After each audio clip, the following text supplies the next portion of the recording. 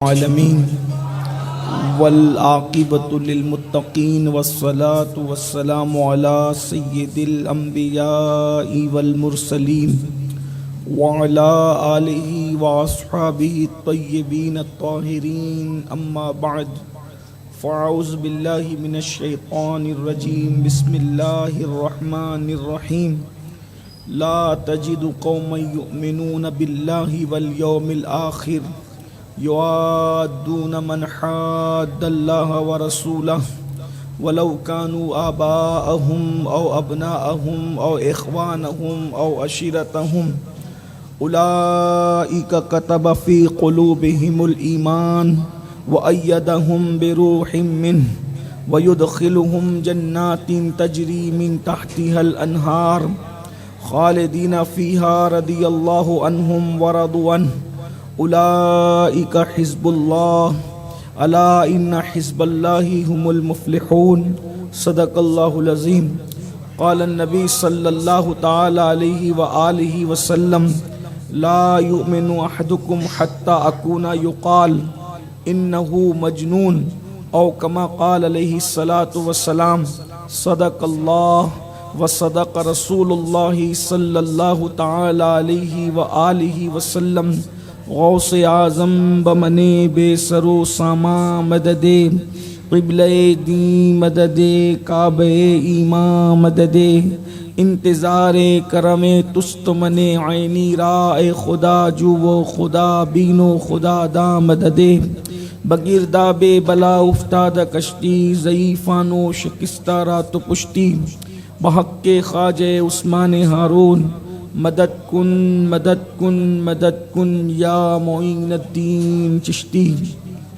انتہائی احترام و عقیدت کے ساتھ اپنے اور ساری کائنات کے مرکز عقیدت انیس بے کساں چارہ ساز درد منداں ہم غریبوں کے غم گسار ہم فقیروں کی ثروت شہر یار ارم تاجدار حرم نو بہار شفاعت شب اسرا کے دولہا نوشے بزم جنت دانائے سبل مولائے کل ختم الرسل خسرو خوباں سیاح لامکاں وجہ کن فکاں در اللہ المکنون سر اللہ المخزون عالم ما کانا وما یکون آب و گل انبیاء جانو دل اصفیاء مطلع ہر سعادت مقطع ہر سیادت خلاصہ کائنات فخر موجودات حضور احمد مجتبی محمد مصطفیٰ ارواحنا فدا صلی اللہ تعالی علیہ وآلہ وصحبہ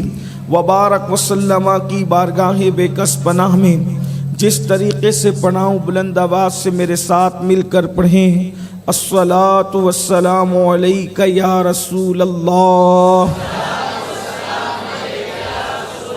وعلى آلك وأصحابك يا نبي الله الصلاة والسلام عليك يا حبيب الله وعلى آلك وأصحابك يا نور الله صلى الله تعالى عليك وسلم احمد رضا کا تازہ گلستان ہے آج بھی احمد رضا کا تازہ گلستان ہے آج بھی خورشید علم ان کا درخشاں ہے آج بھی خورشید علم ان کا درخشاں ہے آج بھی عرصہ ہوا وہ مرد مجاہد چلا گیا سینوں میں ایک سوزش پنہا ہے آج بھی خدمت قرآن پاک کی وہ لاجواب کی راضی رضا سے صاحب قرآن ہے آج بھی سب ان سے جلنے والوں کے گل ہو گئے چراغ سب ان سے جلنے والوں کے گل ہو گئے چراغ احمد رضا کی شمع فروزاں ہے آج بھی مرزا سر نیاز جھکاتا ہے اس لیے مرزا سر نیاز جھکاتا ہے اس لیے علم و عمل پہ آپ کا احسان ہے آج بھی آج کی یہ محفل فخر زمین و زمن سرمایہ اہل سنن مجدد میت ماضیہ امام عشق و محبت سیدی اعلیٰ حضرت امام احمد رضا خان محدث بریلی رحمۃ اللہ علیہ کے عرس سراپا قدس کے حوالے سے انعقاد پذیر ہے۔ ہماری محفل میں جو امام عشق و محبت کی محفل ہے اس کی صدارت ایک آل رسول کے سر ہے۔ میری مراد برادر مکرم و معظم حضرت العلامہ مولانا سید مومن اکبر باپو قبلہ مدظ اللہ العالی وہ تشریف لائے، اور وہ آئے تو ان کا حق یہ تھا کہ تکبیر و رسالت سے ان کا استقبال ہوتا، لیکن چونکہ میں خطبے کے بعد حدیث مبارکہ پڑھ رہا تھا اس لیے آل رسول کے ادب پر رسول کی حدیث کو مقدم کیا گیا، لیکن اب مؤخر ہی ان کا استقبال کر لیں۔ نعرہ تکبیر، نعرہ رسالت، شہزادہ رسول۔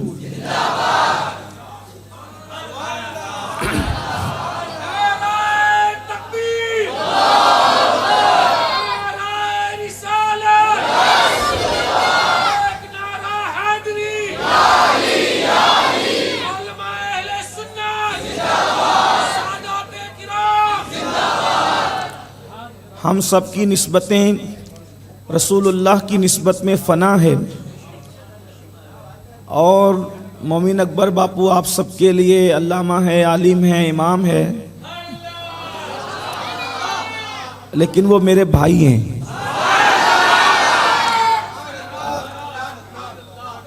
امام عشق و محبت کی محفل ہے، اور مجھے جو عنوان ہمارے نگراں صاحب برادر گرامی قدر عبدالرزاق قادری صاحب نے جو حکم فرمایا، اسی مناسبت سے میں نے قرآن مقدس کی سورہ مجادلہ کی آخری آیتوں کی تلاوت کی اور ایک حدیث مبارکہ بھی پڑھنے کا شرف حاصل کیا۔ سورہ مجادلہ کی جو آیات میں نے پڑھی اس کی آیت مبارکہ کے ایک حصے سے امام احمد رضا نے اپنی ولادت کی تاریخ کا جو ہے وہ سن بیان فرمایا ہے۔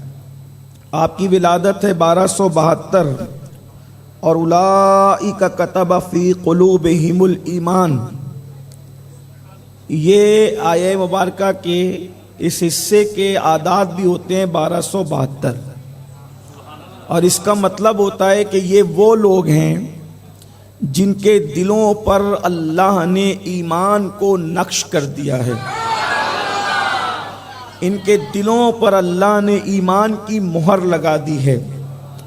یہ ہے، اس کا مطلب یہ ہے کہ انسان کسی بھی تاریخ میں ایسے ہی پیدا نہیں ہو جاتا، بلکہ پیدا ہونے والوں کے لیے بھی تاریخ منتخب کی جاتی ہے، اور منتخب لوگوں کے لیے تاریخ منتخب کی جاتی ہے۔ منتخب لوگوں کے لیے تاریخوں کا بھی انتخاب کیا جاتا ہے۔ بہرحال عرض یہ کر رہا تھا کہ عرس اعلیٰ حضرت ہے اور عنوان کے تحت گفتگو کرنی ہے۔ اس وقت ملت اسلامیہ پوری دنیا میں جن حالات سے دوچار ہیں اس سے تو یہی پتہ چلتا ہے کہ دنیا ایک بہت بڑے انقلاب کی طرف جا رہی ہے۔ ویسے بھی یہ دنیا کا دستور ہے کہ ہر 100 سال کے بعد دنیا میں ایک بڑا انقلاب آتا ہے، عالمی انقلاب۔ صدی پوری ہوتے ہوتے دنیا اتنی گرد آلود ہو جاتی ہے کہ اس میں لوگ اچھی یا بری تبدیلی لانے کی کوشش کرتے ہیں۔ انقلاب یعنی تبدیلی کبھی اچھی بھی ہوتی ہے اور کبھی بری بھی ہوتی ہے۔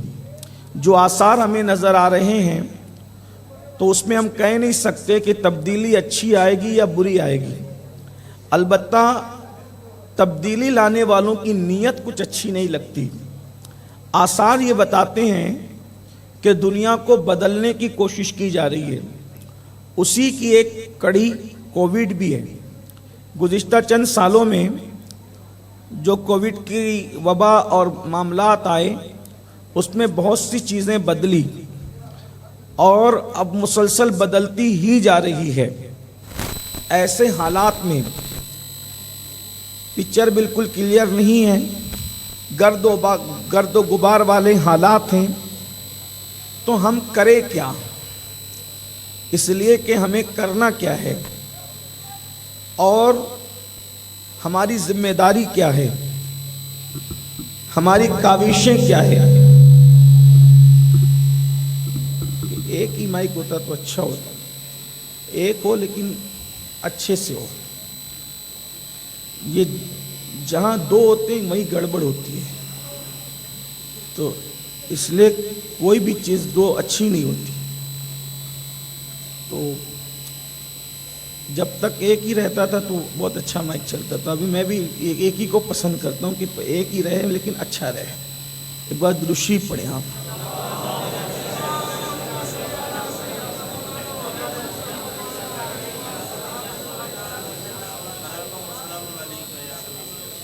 صلی اللہ علی النبی الامی وآلہ واصحابہ وبارک وسلم، صلاۃ و سلام علیک یا رسول اللہ صلی اللہ تعالی علیہ وسلم، صلاۃ و سلام علیک یا جد الحسن والحسین۔ تو حالات بڑے گرد و غبار آلود ہیں۔ ایسے میں ہم یہ بھی کہہ سکتے ہیں کہ دنیا تیسری عالمی جنگ کی طرف جا رہی ہے، اور تیسری عالمی جنگ کی طرف جا ہی نہیں رہی ہے بلکہ تیسری عالمی جنگ شروع ہو چکی ہے۔ اس میں آپ فلسطین کی جنگ کو دیکھ لیں، فلسطین کے حالات کو دیکھ لیں، پھر اس کے بعد دنیا کے اور بھی ملکوں کے حالات کو دیکھیں۔ میں کسی ملک کا نام نہیں لینا چاہتا، لیکن بہرحال حالات سب طرف تیزی کے ساتھ بدلی ہو رہے ہیں۔ ایسے میں مسلم امہ کی ذمہ داری کیا ہے؟ تو میں آپ کے سامنے یہ بات رکھنا چاہتا ہوں، پہلے بھی میں نے لوگوں کے سامنے یہ بات رکھی کہ جو صدی اعلیٰ حضرت علیہ الرحمہ کی صدی تھی، یعنی 14ویں صدی، اس میں بھی دو جنگیں کرانی تھی دنیا کو، دو عالمی جنگیں، اور دو عالمی جنگیں 14ویں صدی کے اندر ہوئی۔ لیکن اس صدی میں جس میں جنگیں کرا کر خون بہانا تھا لوگوں کا، تو اس میں بھی لوگوں نے پہلے تبدیلی لانے کی کوشش کی، اور جب لوگوں کو بدلنا چاہا اور لوگ بدلے، پھر وہ جنگ ہوئی، اور اس کا کتنا نقصان ہوا یہ پڑھے لکھے لوگ جانتے ہیں۔ اور وہ دو جنگ تھی اس صدی کی، اور یہ تیسری عالمی جنگ ہے، اور یہ تیسری عالمی جنگ کہنے والے کہتے ہیں ایسی ہوگی کہ یہ گویا کہ آخری جنگ ہوگی۔ اور اس جنگ میں لوگوں کو سب سے زیادہ جو خطرہ ہے، بلکہ ہر جنگ میں، وہ کلمہ پڑھنے والوں سے ہے۔ اس لیے کہ دنیا جانتی ہے کہ جنگ فرزانوں سے جیتی جا سکتی ہے، دیوانوں سے نہیں جیتی جا سکتی۔ میدان میں جب بھی دیوانے آتے ہیں کوئی نہیں جیت پایا۔ 22,000 کا لشکر 72 دیوانوں پر غالب نہیں آ سکا۔ 1,000 کا لشکر 313 دیوانوں پر غالب نہیں آ سکا۔ 3,000 کا لشکر 1,000 پر غالب نہیں آ سکا۔ 60,000 کا لشکر 60 دیوانوں پر غالب نہیں آ سکا۔ یہ آپ کی تاریخ ہے۔ جنگ قادسیہ کے اندر دیوانوں نے اونٹوں کی سونڈیں کاٹی ہے اور اس لشکر کو دھول چٹایا ہے، یہ تاریخ ہے۔ دیوانوں نے ساحل کے کنارے پہ کشتیاں جلائی ہے، دیوانوں نے بیت المقدس پر اسلام کا پرچم لہرایا ہے، دیوانوں نے افریقہ کے تپتے ہوئے صحراؤں میں اذان دی ہے، دیوانوں نے دریاؤں کے اندر گھوڑے دوڑائے ہیں، دیوانوں نے پہاڑوں کو چیر کر اس میں رستے بنائے ہیں، دیوانوں نے وہ انقلاب پیدا کیا ہے کہ پوری کائنات دیوانگی کے رنگ میں رنگنے لگی ہے۔ یہ کیفیت ہے، یہ حالات ہیں، یہ پوزیشن ہے۔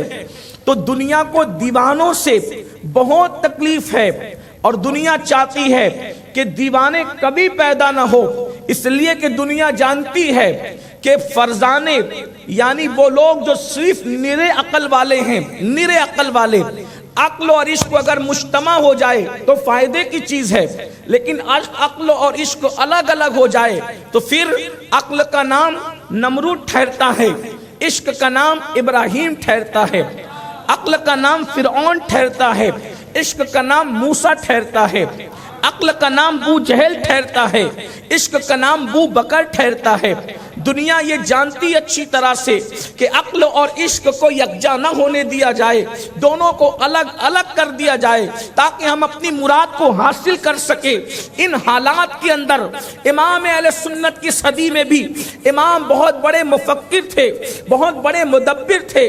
یاد رکھنا، لوگ جنہیں مفکر کہتے ہیں وہ مفکر ہوتے نہیں ہیں، مفکر تو وہی ہوتا ہے جو قرآن میں تفکر جانتا ہے، جو قرآن میں تدبر جانتا ہے، جسے علم قرآن ہوتا ہے، جسے علم حدیث ہوتا ہے۔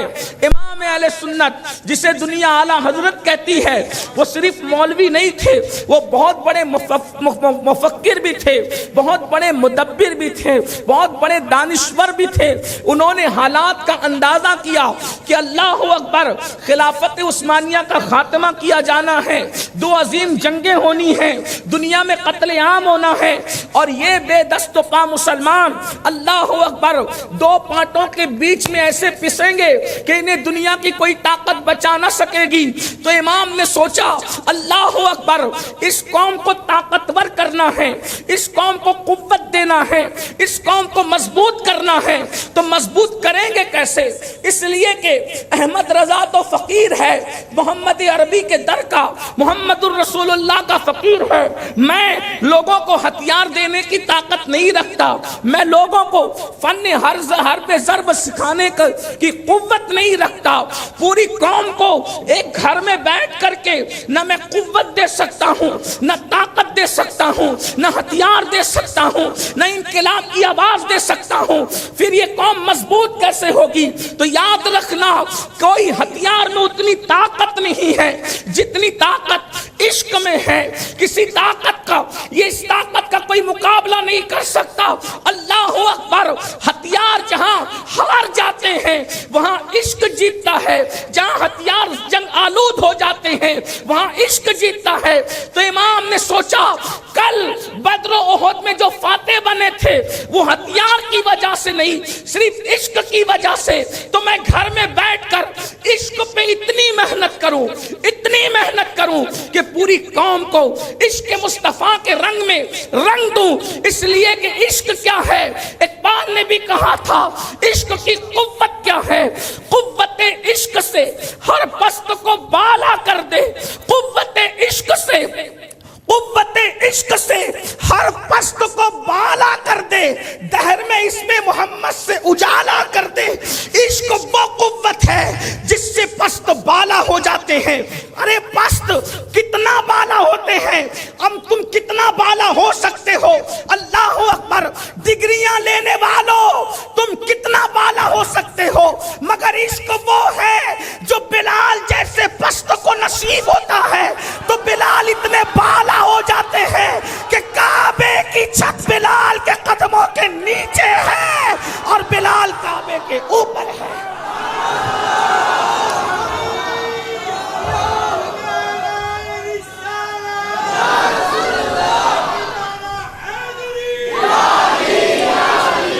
امام نے محسوس کیا 1400 سالہ ذخیرہ اسلام کو دیکھ کر کے عرب کے بوریا نشینوں کو جب عشق ملا وہ کیسر و کسریٰ کے تاجدار بن گئے۔ عشق بڑی چیز ہے۔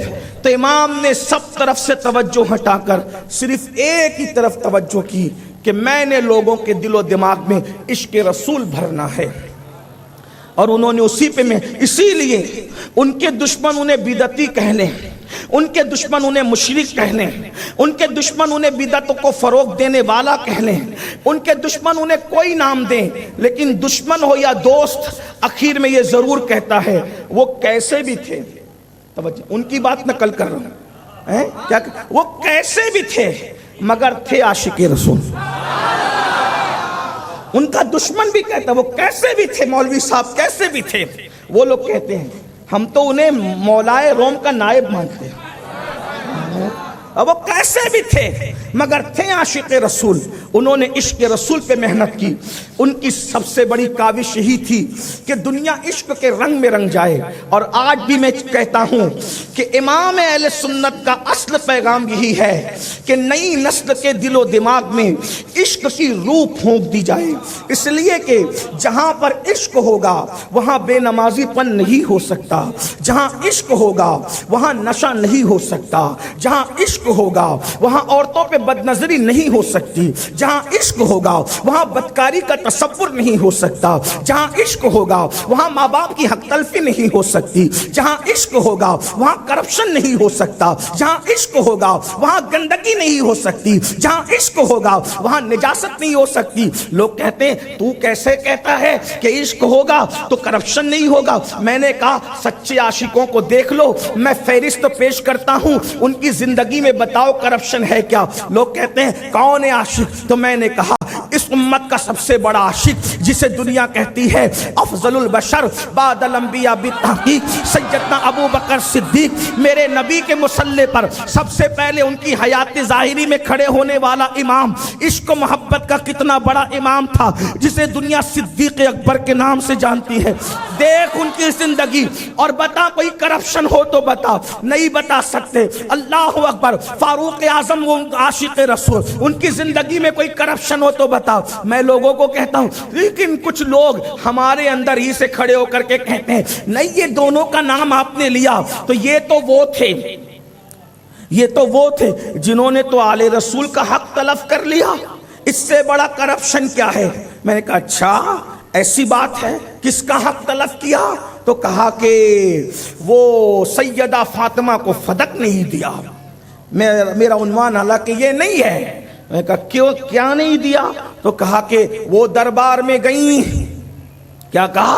وہ دربار میں گئیں اور ان کو معاذ اللہ رسوا کر کے واپس کر دیا گیا۔ میں نے کہا یہ تمہارا بیان کرنا ہے سیدہ فاطمہ کو، اب ہمارا بیان کرنا سن۔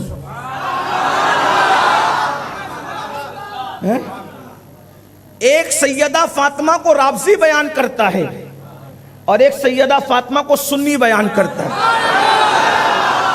میں صرف آپ کو اتنا کہنا چاہتا ہوں کہ عدل کے دائرے میں کھڑے رہ کر کے گفتگو سننا۔ اگر کوئی رافضیوں سے متاثر ہے تو ان سے کہنا چاہتا ہوں ادب کون کرتا ہے وہ دیکھ لو، ادب کون کرتا ہے وہ دیکھ لو۔ رافضی کہتا ہے فاطمہ دربار میں گئی، پھر آئی، پھر گئی، پھر آئی، پھر گئی۔ میں تو یہ کہتا ہوں یہ تم تعریف کر رہے ہو کہ توہین کر رہے ہو؟ تیرے نزدیک فاطمہ الزہرا وہ ہے جو بار بار دربار کے چکر لگاتی ہے اور کہتی ہے فدق دو فدق دو فدق دو، یہ رافضی تیرے نزدیک ہے فاطمہ، ٹھیک یہ تیرے نزدیک ہے، لیکن اب ہم سنیوں کے نزدیک پہلی بات تو یہ جو کہتے ہیں نا بار بار چکر لگا رہی تھی دیا نہیں، میں نے کہا اس سے تو صدیق اکبر کی توہین کرنے جاتا ہے، لیکن ہوتی توہین فاطمہ الزہرا کی ہے، کیونکہ اگر کسی کے باپ کا انتقال ہو جائے اور بیٹی آ کر کے دوسرے دن کھڑے ہو کے بھائیوں سے کہے میرا حصہ دو،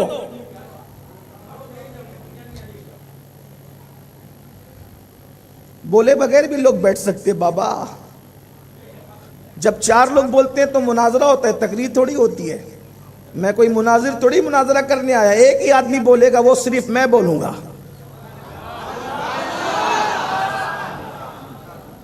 اب کوئی نہیں بولے گا، اگر کوئی بولے گا تو صرف سبحان اللہ بولے گا۔ ہاں توجہ ہے آپ کی، میں کیا عرض کر رہا تھا؟ سیدہ کائنات مخدومہ کی تو برائی کرتا ہے رافضی، اس لیے کہ جو صحابہ کو گالی دے اس کی زبان پہ سیدہ کی تعریف صحیح طور پہ نہیں آ سکتی، ٹھیک؟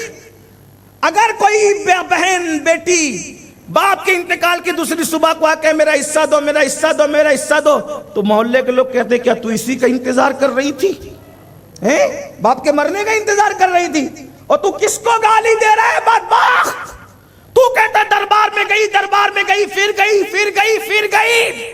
میں کہتا ہوں اللہ کی عزت کی قسم میں خط غلامی لکھ دوں گا، تو ایک مرتبہ دربار میں جانا ثابت کر۔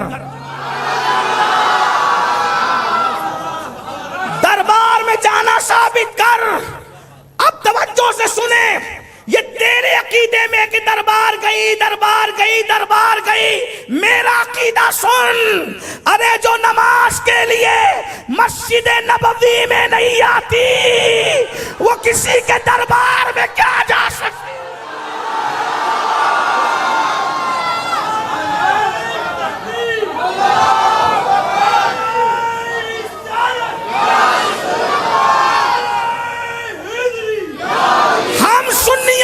مسلمانوں کے یہاں سب سے بڑی عبادت نماز ہے، نماز۔ جب وہ نماز کے لیے یعنی عبادت کے لیے آخرت کے لیے مسجد میں نہیں آتی تو دنیا کے لیے کسی دربار میں کیا جا سکتی ہے؟ دنیا کا کوئی محقق ثابت کر دے دربار میں جانا، میں غلامی لکھ دوں گا۔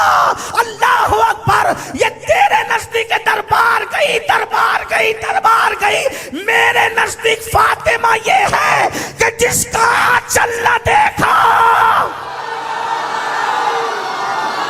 جس کا چلنا دیکھا مہو میر نے اس ردائے نزاہت پہ لاکھوں سلام۔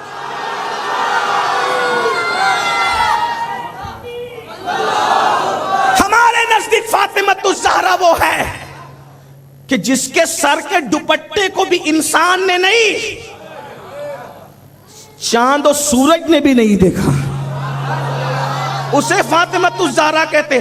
اب تو بتا، ادب تو کر رہا ہے کہ ہم کر رہے ہیں؟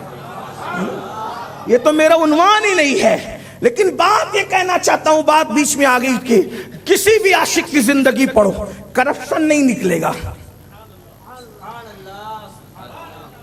ایک بات تو میں نے کہہ دی، سب لوگ بیان کرتے پوری دنیا میں، یہ فاروق اعظم جب بیت المقدس گئے، ایک غلام ساتھ لے گئے اونٹنی پہ، کہتے تھے اتنی دیر میں بیٹھوں گا اتنی دیر تو بیٹھے گا، اتنی دیر میں بیٹھوں گا اتنی دیر تو بیٹھے گا، سب بولتے ہیں، حتیٰ کہ گاندھی نے تک یہ بات بیان کر دی، سب نے بیان کیا۔ ٹھیک، میں نے کہا کیا مطلب، کیا سمجھے اس سے؟ بولے وہ غلام کی بھی حق تلفی نہیں کرتے رسول اللہ کے تیار کردہ لوگ۔ میں نے کہا یہی تو تمہیں سمجھانا چاہتے ہیں، جو اپنے غلام کا حق تلف نہ کرے، جس کے وہ غلام ہے اس کی بیٹی کا حق کیسے چھین سکتے ہیں؟ بات تو یہ ہے نا، بات یہ ہے۔ لیکن بہرحال میرا عنوان وہ نہیں، میں صرف تمہید میں یہ عرض کر رہا تھا کہ جہاں عشق ہوگا وہاں کرپشن نہیں ہوگا، جہاں عشق ہوگا وہاں ماں باپ کی وفاداری ہوگی۔ نہیں دیکھتے اس کرن کے شتربان کو جو بظاہر تو اونٹ چلاتا ہے مگر عاشق ہو گیا تو ماں کی فرما برداری میں کبھی نبی کی زیارت کو نہیں گیا۔ عشق ہوتا ہے تو یہ حالت ہوتی ہے، اسی لیے میں کہتا ہوں عشق پہ محنت کریں، لوگ نمازی بھی بنے، عبادت گزار بھی بنے، پرہیزگار بھی بنے، عشق پہ محنت کرو۔ لوگ کہتے ہیں آج نشہ عام ہو رہا ہے، میں نے کہا عشق پہ محنت کرو، کیونکہ جو عشق رسول کا شربت پینے کا عادی ہوگا وہ کبھی کوریکس کی بوتلیں پی کے نشہ نہیں کرے گا، وہ کبھی ایم ڈی کو چاٹ کر کے نشہ نہیں کرے گا، اور اس کو معلوم ہوگا کیونکہ اللہ کے رسول نے فرمایا جس نے شراب کا ایک گھونٹ پیا جب وہ مرے گا تو قبر سے یا تو سور کا منہ لے کے اٹھے گا یا تو خنزیر کا منہ لے کے اٹھے گا، خنزیر سور کا منہ لے کے اٹھے گا یا تو بندر کا منہ لے کے اٹھے گا۔ اور آقا فرماتے ہیں جس نے نشہ کیا میں محمد اس سے بیزار ہوں، اس سے میرا کوئی تعلق نہیں ہے۔ عشق ہوگا تو عاشق سوچے گا کہ میں شراب کا نشہ کرنے کے لیے نہیں، میں جوے کے لیے نہیں، میں شراب کے لیے نہیں، میں تو عشق مصطفیٰ کا نشہ کرنے کے لیے ہوں۔ اللہ اکبر۔ تو یاد رکھنا عشق پہ محنت کرو۔ اور لوگ کہتے ہیں یہ احمد رضا احمد رضا احمد رضا کیوں کرتے ہیں؟ میں نے کہا اس لیے کرتے ہیں کہ اس احمد رضا نے پوری محنت عشق مصطفیٰ پر کی ہے، محبت رسول پہ کی ہے۔ اللہ اکبر۔ پہلے یہ بات واضح کر دوں کیونکہ اپنے گانے سب سنتے ہیں، پڑھے لکھے ان پڑھ بھی سنتے ہیں۔ کوئی کہے گا کیا پہلے عشق نہیں تھا؟ میں نے کہا بالکل تھا، بعد میں نہیں رہنا تھا، میں نے کہا تب بھی رہنا تھا، لیکن بات اتنی ہے 14ویں صدی میں 2 عالمی جنگیں کروانے کے لیے عشق چھینا جا رہا تھا، تو اس میں جو محنت کی اور اللہ نے جس سے کام لیا اسے دنیا احمد رضا کہتی ہے۔ انہوں نے اپنے زمانے کے علماء کو جمع کیا، اور صرف عشق پہ میں. وہ کیسا کشتہ عشق رسول تھا کہ وہ خوشی ہو یا غم اس کو کچھ سمجھ میں نہیں آتا تھا. وہ خوشی میں بھی صرف نبی کرنا جانتا تھا اور غم میں بھی نبی کرنا جانتا تھا. ایک بات آگے بڑھانے سے پہلے چھوٹی سی بات ایک رکھ دوں آپ کے سامنے، پھر بات آگے چلے گی. ابھی دنیا میں لوگ گستاخیاں کر رہے ہیں، ٹھیک، حضور کو گالیاں دے رہے، اس دور میں بھی دے رہے تھے.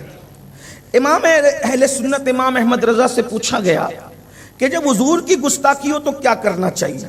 توجہ آپ کی، حضور کی جب گستاخی ہو تو کرنا کیا چاہیے؟ امام اہل سنت سیدی اعلیٰ حضرت علیہ رحمت و رضوان نے کیا بات کی وہ میں آپ کے سامنے پیش کرتا ہوں. کچھ لوگ کہتے ہیں نا کہ مورچہ نکالنا چاہیے، کچھ لوگ کہتے ہیں جھگڑا کرنا چاہیے، کچھ لوگ کہتے ہیں لڑائی کرنا چاہیے. امام احمد رضا صوفیوں کے غلام تھے، انہوں نے کہا نہیں، نہ جھگڑا کرو، نہ جھگڑا کرو، نہ لڑائی کرو، نہ نعرے لگاؤ، نہ چلاؤ. دنیا یہی تو چاہتی ہے، دنیا یہی تو چاہتی ہے کہ تم روڈوں پر آؤ، پھر وہ تمہاری کلپیں بنا کر کے دنیا میں وائرل کرے، دیکھو یہ دہشت گرد ہے.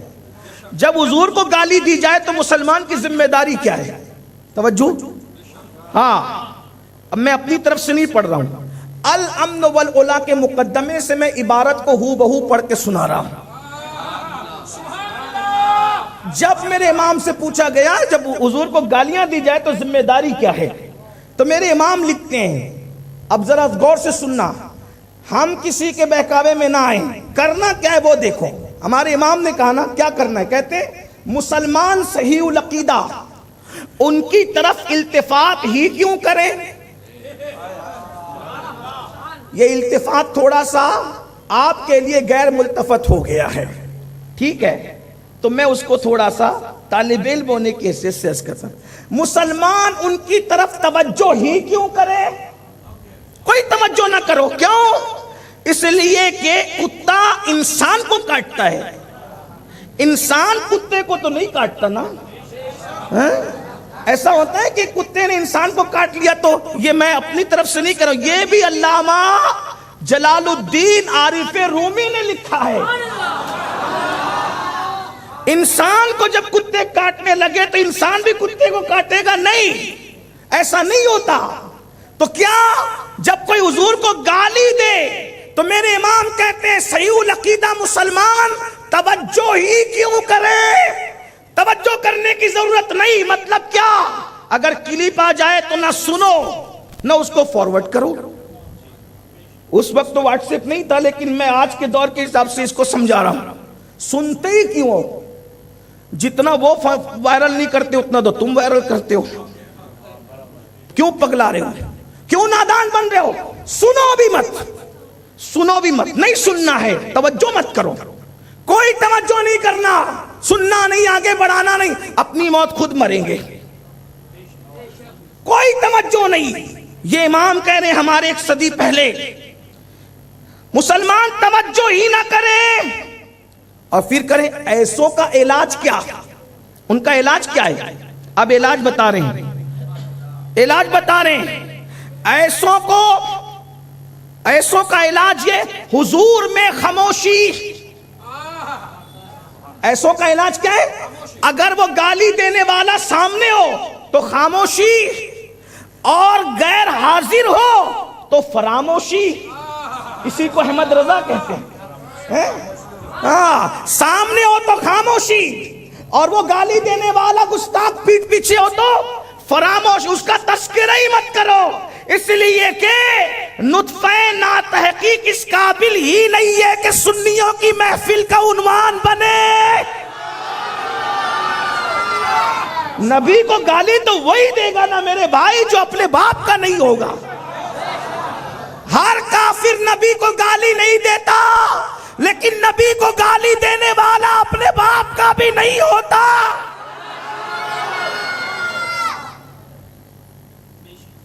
سامنے ہو تو خاموشی، پیٹ پیچھے ہو تو فراموش، بھول جاؤ، ان کا ذکر ہی مت کرو. اور پھر کیا کہا؟ اب کیا؟ لیکن اب اپنی ذمہ داری، اٹھتے بیٹھتے ہر حال میں محبوب بے مثال کے ذکر پاک کی گرم جوشی. جواب کیا ہے؟ جواب کیا ہے؟ سامنے ہو تو خاموشی، پیٹھ پیچھے فراموشی. یہ موشی موشی موشی سنے، سامنے خاموشی، پیٹھ پیچھے فراموشی. اور جب تم اپنی محفلیں سجاؤ تو محبوب بے مثال کا ذکر، اس میں گرم جوشی، اٹھتے بیٹھتے چلتے پھرتے صرف ذکر مصطفیٰ کرو، ذکر مصطفیٰ کرو، ذکر مصطفیٰ کرو. حضور کا گرم جوشی سے اتنا ذکر کرو کہ یہ گستاخیاں کرنے والے مخالفت کی آگ میں خود ہی جل کے مر جائیں. ان کے ذکر کی دھومیں مچا دو. کیسے؟ ختنام ہو تمہارے بچے کی تو ذکر مصطفیٰ کی محفل سجائی جائے اور اس میں عظمت مصطفیٰ کے ڈھنکے بجائے جائیں. شادی کی محفل ہو تو پھر ڈی جے نہیں لگے گا، شادی کی محفل ہو تو ناچ گانے نہیں ہوں گے. اگر حضور سے عشق ہے تو اس میں بھی عشق مصطفیٰ کی محفل ہوگی، رسول اللہ کا ذکر ہوگا، حضور کی یاد ہوگی. میت ہو جائے تو جنازے پر ماتم نہیں ہوگا. ذکر مصطفیٰ اور فضیلت مصطفیٰ جان رحمت بیان، ہر جگہ ذکر رسول، ذکر رسول، ذکر رسول. اتنا گرم و جوشی سے کرو کہ پوری دنیا ذکر مصطفیٰ سے گونج جائے. صرف کہاں نہیں، کر کے دکھایا. ہاں اب کیسے کریں؟ گرم و جوشی ہو. اور یہ محفل بھی ذکر مصطفیٰ سے اب گرم ہو رہی ہے. گرم و جوشی سے ذکر مصطفیٰ، بیٹھتے اٹھتے مدد کے واسطے یا رسول اللہ کی کثرت کیجئے. شرک ٹھہرے جس میں تعظیم حبیب، اس برے مذہب پہ لعنت کیجئے چرچا انہی کا صبح و شام، جانے کافر پر قیامت کیجئے. اللہ اکبر. اب آئیے، انسان یا تو خوش ہوتا ہے یا تو غم ہوتا ہے. اب توجہ کرنا، جب خوش ہوتا ہے تو کیا کہتا ہے؟ خوشی میں کیا کہتا ہے؟ خوشی میں جب آدمی ہوتا ہے، حالانکہ آپ کے یہاں مشاعرے ہوتے نہیں ہوتے مجھے نہیں پتا، لیکن ہماری زمین مشاعروں کی زمین ہے، اس لیے ہمارے یہاں جب لوگ خوش ہوتے ہیں تو کیا کہتے ہیں؟ واہ واہ واہ. کیا کہتے ہیں؟ واہ واہ کرتے ہیں. خوشی میں کیا کرتا ہے انسان؟ واہ واہ کرتا ہے.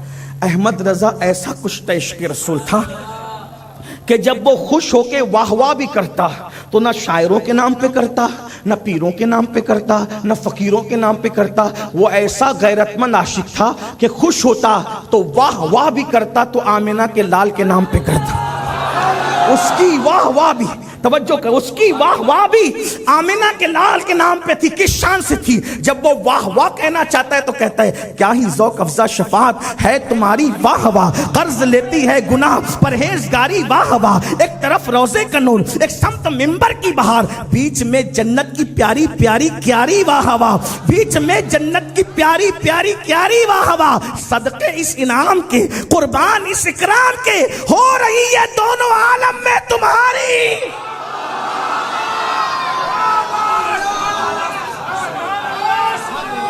وہ واہ واہ بھی کرتا ہے تو اپنے نبی کے نام پہ کرتا ہے.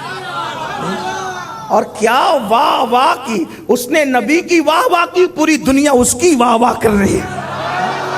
توجہ تو فرمایا. اس سے پتا چلا جو نبی کے ڈنکے بجائے گا رسول اللہ اس کے ڈنکے بچوا دیں گے. اور کہتے آخری میں کہ پارے دل بھی نہ نکلا. توجہ کریں، پارے دل بھی نہ نکلا.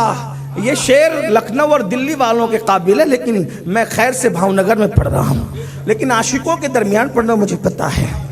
میں کوئی تانا نہیں دے رہا ہوں، لیکن پڑھ رہا ہوں عاشقوں کے در، اور جو کسی کو سمجھ میں نہ آئے وہ عاشقوں کو سمجھ آتی ہے.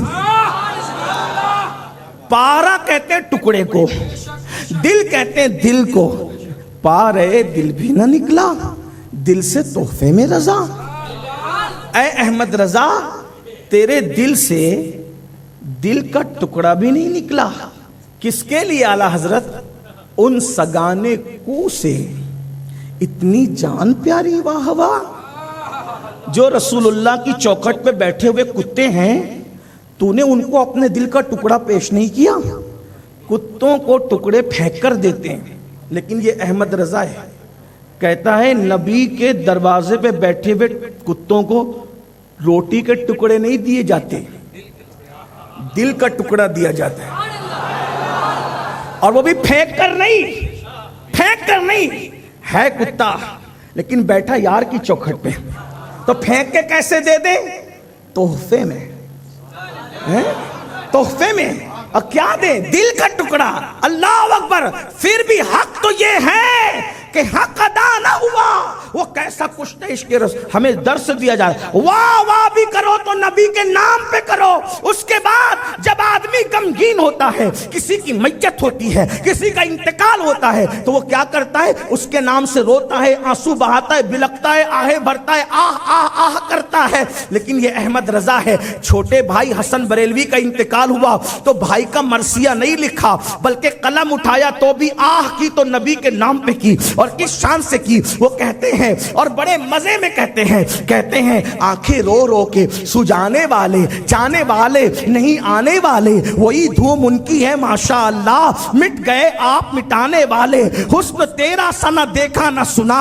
کہتے ہیں اگلے زمانے والے، جگمگا اٹھی میری گور کی خاک، تیرے قربان چمکنے والے. اور کیوں رضا آج گلی سنی ہے، اٹھ میرے دھوم مچانے والے.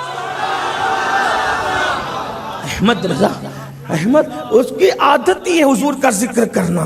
اللہ اکبر. ایک بات آپ کو اور بتاؤں، چلیں بات اگر آپ سننا ہی چاہتے تو ایک بات اور عرض کروں. دیکھیے دنیا کا دستور ہوتا ہے، جو عنوان ہوتا ہے اسی کے مطابق بات کی جاتی ہے. صحیح ہے؟ جو عنوان ہوتا ہے اسی کے مطابق بات کی. مثال کے طور پر اگر انسان، سمجھ لو ایک مثال پیش کروں، بہت پڑھا لکھا نہیں ہوں لیکن مثال دے رہا ہوں کیونکہ کچھ تھوڑا بہت پڑھا ہے، توجہ آپ کی ہوگی تو میں عرض کرتا ہوں. جیسے اگر جیومیٹری کا سبجیکٹ پڑھایا جا رہا ہے یا جیومیٹری کا سبجیکٹ پڑھا جا رہا ہے تو اس میں کیا بتایا جائے گا؟ جیومیٹری کے اصول پر. جیومیٹری سمجھتے ہیں نا؟ سمجھتے؟ کچھ تو پڑھا ہوگا، چوتھی پانچویں پڑھا ہے تو کچھ نہ کچھ تو جیومیٹری سمجھایا ہی ہوگا. آسان بہت بڑے جیومیٹری 12ویں 11ویں میں جو پڑھاتے اس کا نہیں کہتا، چوتھی پانچویں جو پڑھاتے اس کا کہتا ہے.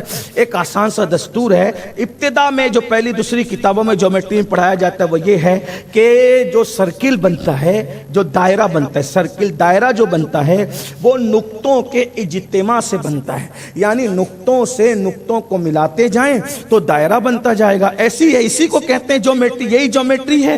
اور اب آپ مجھے بتائیں، غالب نے بھی دائرہ دیکھا ہوگا لیکن کیا دائرے پہ غالب نے بھی کوئی شاعری کی ہے؟ دائرہ اقبال نے بھی دیکھا ہوگا لیکن اقبال نے کیا کبھی اس میں کوئی شاعری کی ہے؟ میر نے بھی دائرہ دیکھا ہوگا لیکن کیا اس نے بھی کوئی شاعری کی ہے؟ لیکن یہ رضا بریلوی کیسا آدمی ہے، عشق و محبت کا امام، کشتہ عشق رسول. یہ ایسا ہے کہ جیسے صوفیہ کہتے ہیں کہ زلیخا نے اپنے جو ہے وہ ہار کو، آئرنگ کو اور جو ہے وہ درختوں کے پتوں کو اور پلیٹ کو اور اس کو اور اس کو اور اس کو اور اس کو اور اس کو یوسف یوسف یوسف یوسف کہنا شروع کیا. تو صوفیہ کہتے ہیں کیوں یوسف کہنا شروع کیا؟ تو ظاہر والے کہتے ہیں اس نے ہر چیز کا نام یوسف رکھ دیا تھا کیونکہ وہ یوسف سے پیار کرتی تھی. صوفیہ کہتے ہیں غلط غلط غلط. کیوں غلط؟ اس کی وجہ یہ ہے کہ یار کا نام دوسرے کو دینا یہ یار کے غیرت عشق کے خلاف ہے نا.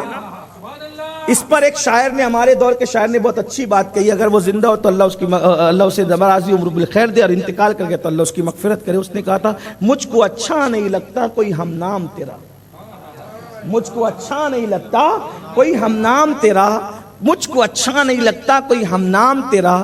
ارے کوئی تجھ سا ہو تو پھر نام بھی تجھ سا رکھے، کوئی تجھ سا ہو تو پھر، کوئی تجھ سا ہو تو پھر نام بھی تجھ سا رکھے. ارے تجھ جیسا ہے کون؟ اسی لیے دنیا میں اب کوئی محمد نہیں ہو سکتا. جتنے ہیں وہ سب غلام محمد ہیں صلی اللہ علیہ وسلم. ٹھیک؟ اب کوئی حسن نہیں ہو سکتا، سب غلام حسن ہے. کوئی حسین نہیں ہو سکتا، سب غلام حسین ہیں. کوئی علی نہیں ہو سکتا، سب غلام علی ہے.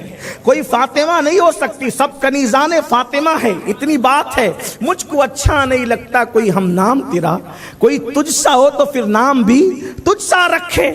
تو یوسف یوسف گلاس کو، گان کی بالیوں کو، درخت کے پتوں کو یوسف کہنا چھ مانا. کہا صوفیہ کہتے ہیں نہیں، اس کو یوسف نہیں کہا. عشق یوسف میں اتنی فنا تھی کہ جس کو دیکھتی تھی اس میں جلوہ یار نظر آتا تھا. تو وہ دیکھتی تھی یار کو اور پکارتی تھی یوسف، اور لوگ دھوکہ کھاتے تھے کہ درخت کے پتوں کو یوسف کہہ رہی ہے. تو جب عشق ہو جاتا ہے بس اب بات ان کی طرف جانے کی تیاری میں ہے. جب عشق ہو جاتا ہے تو جدھر نظر اٹھاؤ ادھر جلوے یار نظر آتا ہے۔ تو احمد رضا کو کیسا عشق تھا؟ جب جیومیٹری کا دائرہ دیکھا تو جیومیٹری کے دائرے میں بھی یار نظر آیا۔ اس پر سبحان اللہ کہنا چاہیے آپ کو۔ میری عادت نہیں ہے کہ میں لوگوں کو اور دو جملے میں کہوں بولو میں تو عشق پہ چھوڑتا ہوں، لیکن بات بھاری بھرکم ہوگی تو لوگ سمجھتے نہیں، لیکن یہ آپ کو شرط لگاتا ہوں، سمجھے تو ہی بولنا، نہ سمجھے تو مت بولنا، چپ رہنا، پھر میں سمجھ جاؤں گا کہ مجھے بھی چپ ہو جانا ہے، لیکن اگر بات سمجھ میں آتی ہے تو کیا؟ ارے دائرہ دیکھا اور دائرہ دیکھ کر بھی یار یاد آیا، محبوب یاد آیا، اور محبوب یاد آیا تو اتنا بڑا مسئلہ دائرے کے اندر حل کر کے رکھ دیا اور لوگوں کو جواب دیا۔ لوگ اس زمانے میں کہہ رہے تھے رسول اللہ معراج پر گئے، معراج پر گئے، معراج پر گئے، گئے تو کیسے گئے، آئے تو کیسے آئے، گئے تو کیسے گئے، آئے تو کیسے آئے؟ اس لیے کہ خلا ہے، پھر قرہ نار ہے، پھر قرہ جو ہے وہ یہ ہے، اور پھر یہ ہے، اور پھر یہ، اور پھر یہ ہے۔ وہ گئے کیسے، آئے کیسے، گئے کیسے، آئے کیسے، کہاں گئے، کہاں سے آئے؟ تو امام نے جیومیٹری کا دائرہ دیکھا اور جیومیٹری میں آپ نے نعت یوں رقم فرمائی، کہتے ہیں کمال امکان کے جھوٹے نقطوں، کمال امکان کے جھوٹے نقطوں، تم اول آخر کے پھیر میں ہو، تم اول آخر کے پھیر میں ہو، محیط کی چال سے تو پوچھو کدھر سے آئے کدھر گئے۔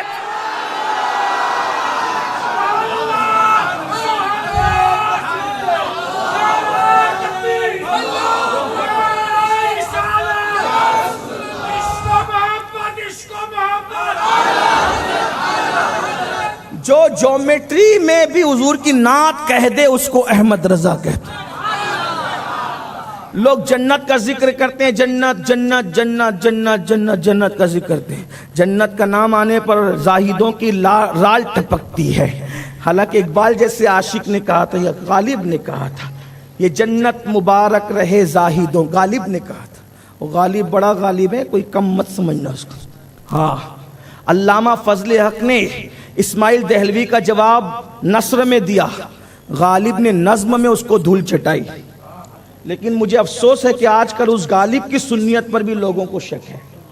ہاں، بڑا افسوس کے ساتھ کہنا پڑتا ہے کہ اتنا بڑا غالب جو علامہ فضل حق کی بیٹھکوں کی زینت تھا اور اس کی زندگی کی زینت فضل حق جیسا امام تھا۔ بہرحال کوئی بات نہیں، لوگ ایک دوسرے کو چھینا چھپٹی کرتے رہتے ہیں۔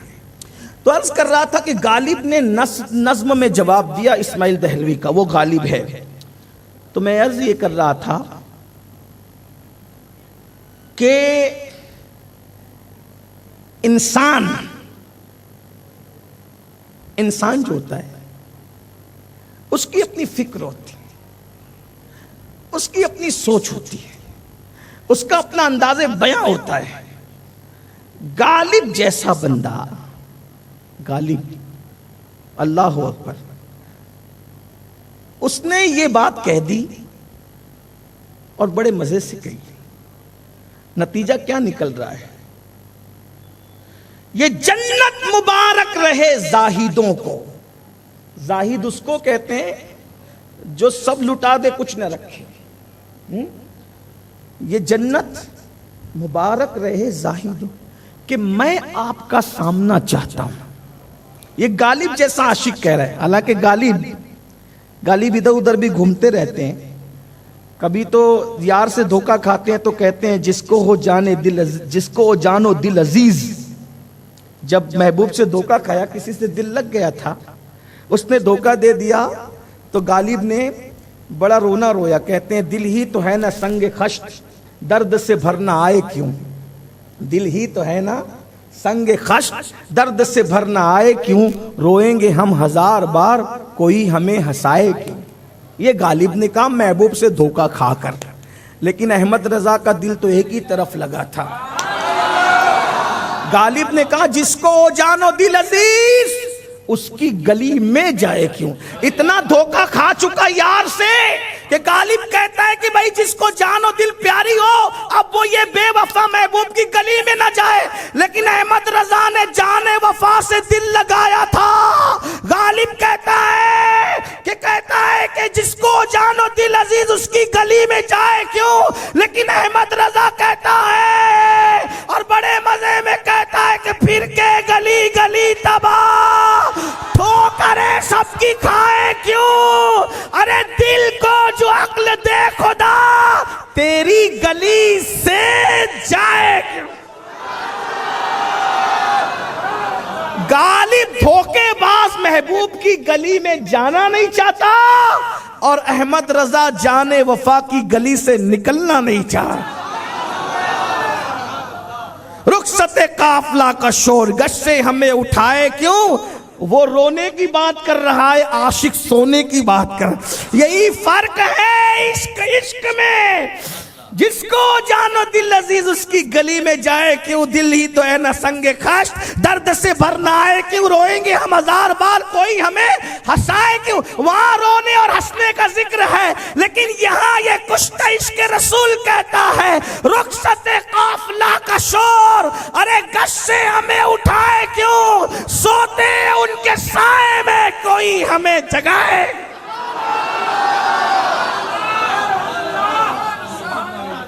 غالب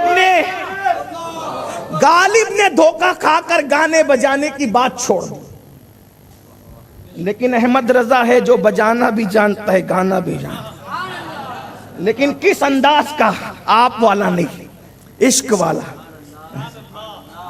ہے تو رضا نرا ستم، جرموں پہ گر لجائیں ہم اور کوئی بجائے سوزے غم، بجانا تو ہے لیکن سوزے غم کیوں بجانا ہے، اس لیے کہ جب یار چھوٹے تو پھر ہونا کیا ہے، غم ہی تو ہونا ہے۔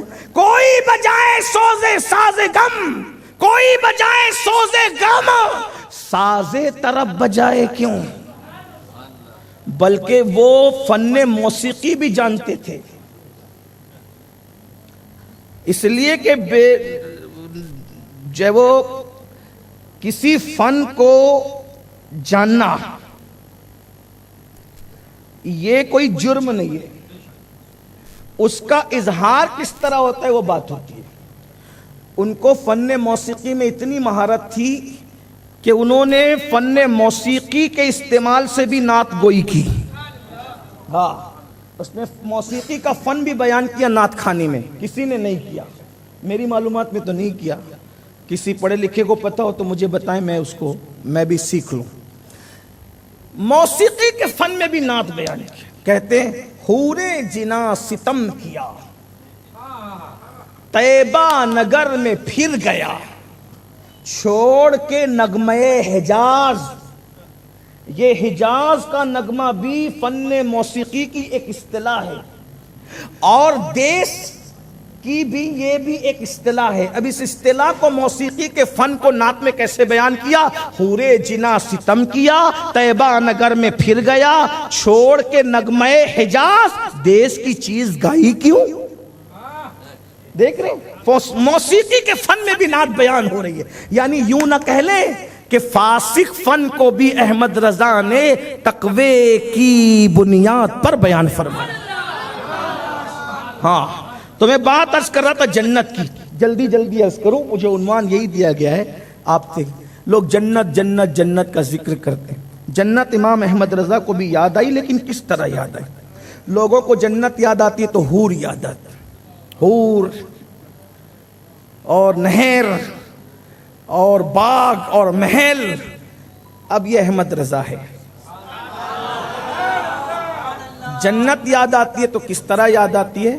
کاش کہ میرے سامنے صوفیہ بیٹھے ہوتے تو میں ان کی دعا لیتا، کیونکہ یہ ہے ادھر بیٹھے ہیں، سید صوفی نہیں ہوگا تو کون ہوگا، ان کے خون میں تصوف ہے۔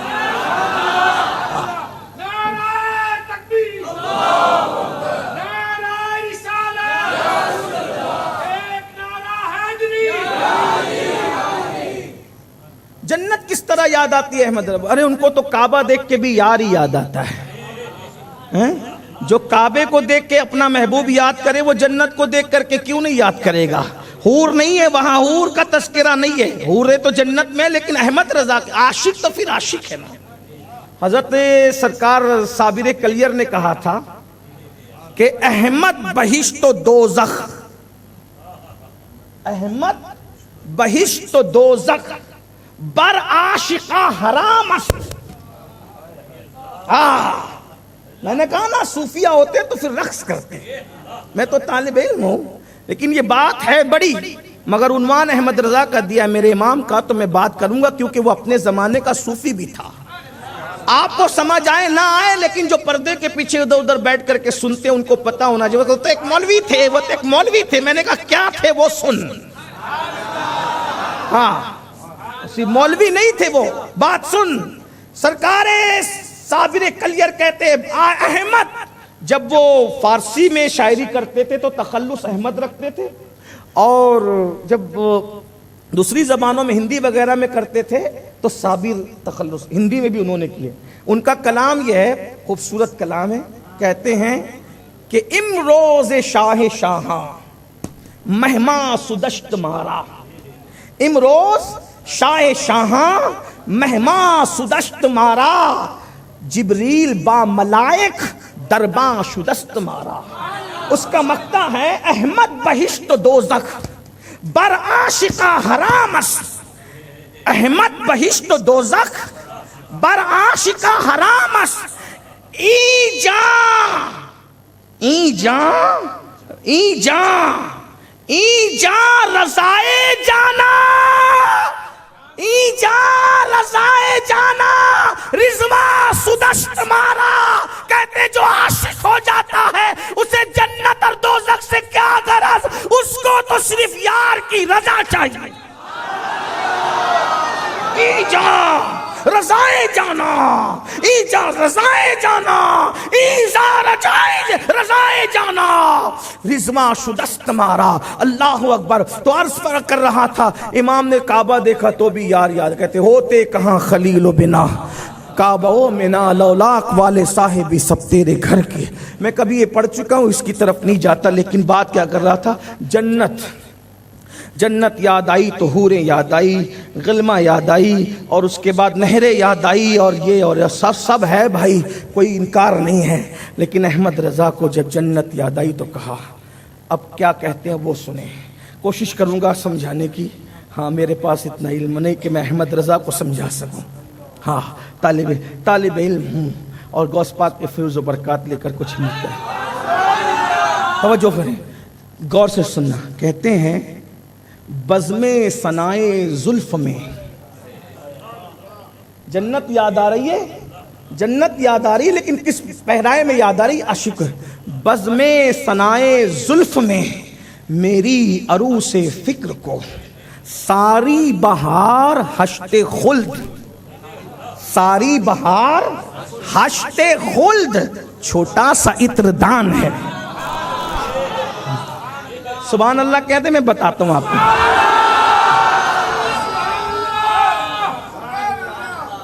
یہ بار بار اس لیے کہلوا رہا ہوں، اس لیے کہ یہاں کچھ لوگوں کو کہلوانے کی بھی عادت اور کہنے کی بھی عادت ہے، تو اس لیے میں آپ ہی کے رنگ میں بات کر رہا ہوں۔ بزم ثنائے ذل، جنت کیسے یاد آتی ہے؟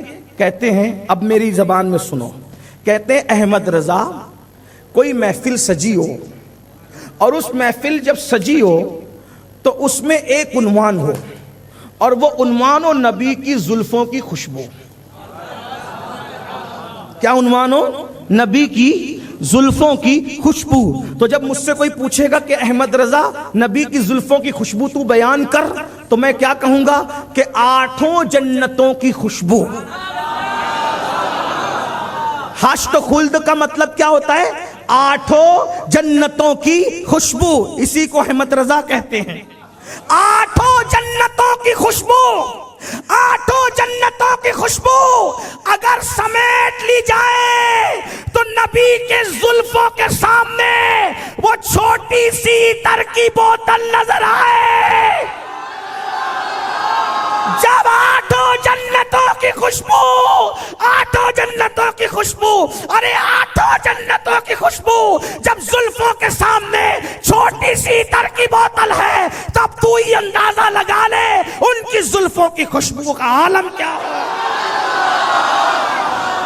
توجہ، ارے جنت کی خوشبو تو 500 سال کے فاصلے تک آتی ہے، لیکن یہ میرے نبی کی زلفوں کی خوشبو ہے، کہاں کھولے ہیں گیسو یار نے، خوشبو کہاں تک ہے، کہاں کھولے ہیں گیسو یار نے، جہاں جنت ہے وہیں خوشبو ہے، لیکن یہ میرے یار کی خوشبو ہے کیا، اللہ اکبر، بھینی خوشبو سے مہک جاتی ہے گلیاں، واللہ کیسے پھولوں میں بسائے ہیں تمہارے گیسو۔ یہ امام احمد رضا ہے، اسی کو احمد رضا کہتے ہیں۔ انہوں نے تصوف میں بھی نعت پڑھی، انہوں نے تصوف میں بھی نعت پڑھی، اس کی بتا دو تھوڑا سا۔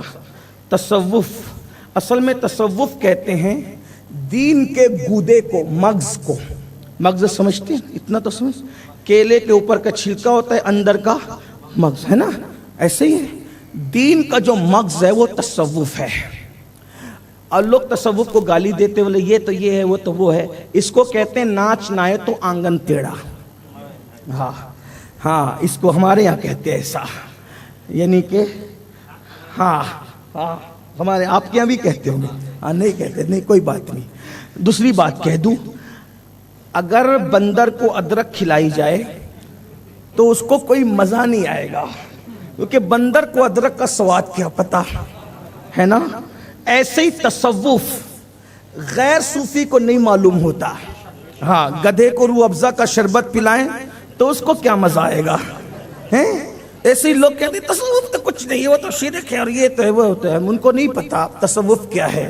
پہلی بات بتا دوں، یہ جو گانجا پیتے نا قبرستانوں میں بیٹھ کے، یہ صوفی لوگ نہیں ہیں۔ ہاں، یہ جو چلم لگا کے کہتے ہیں نا مٹا غم اور لگا دم اور مٹا غم، یہ سب صوفی، یہ مکار لوگ ہیں، یہ کوئی صوفی نہیں ان میں سے۔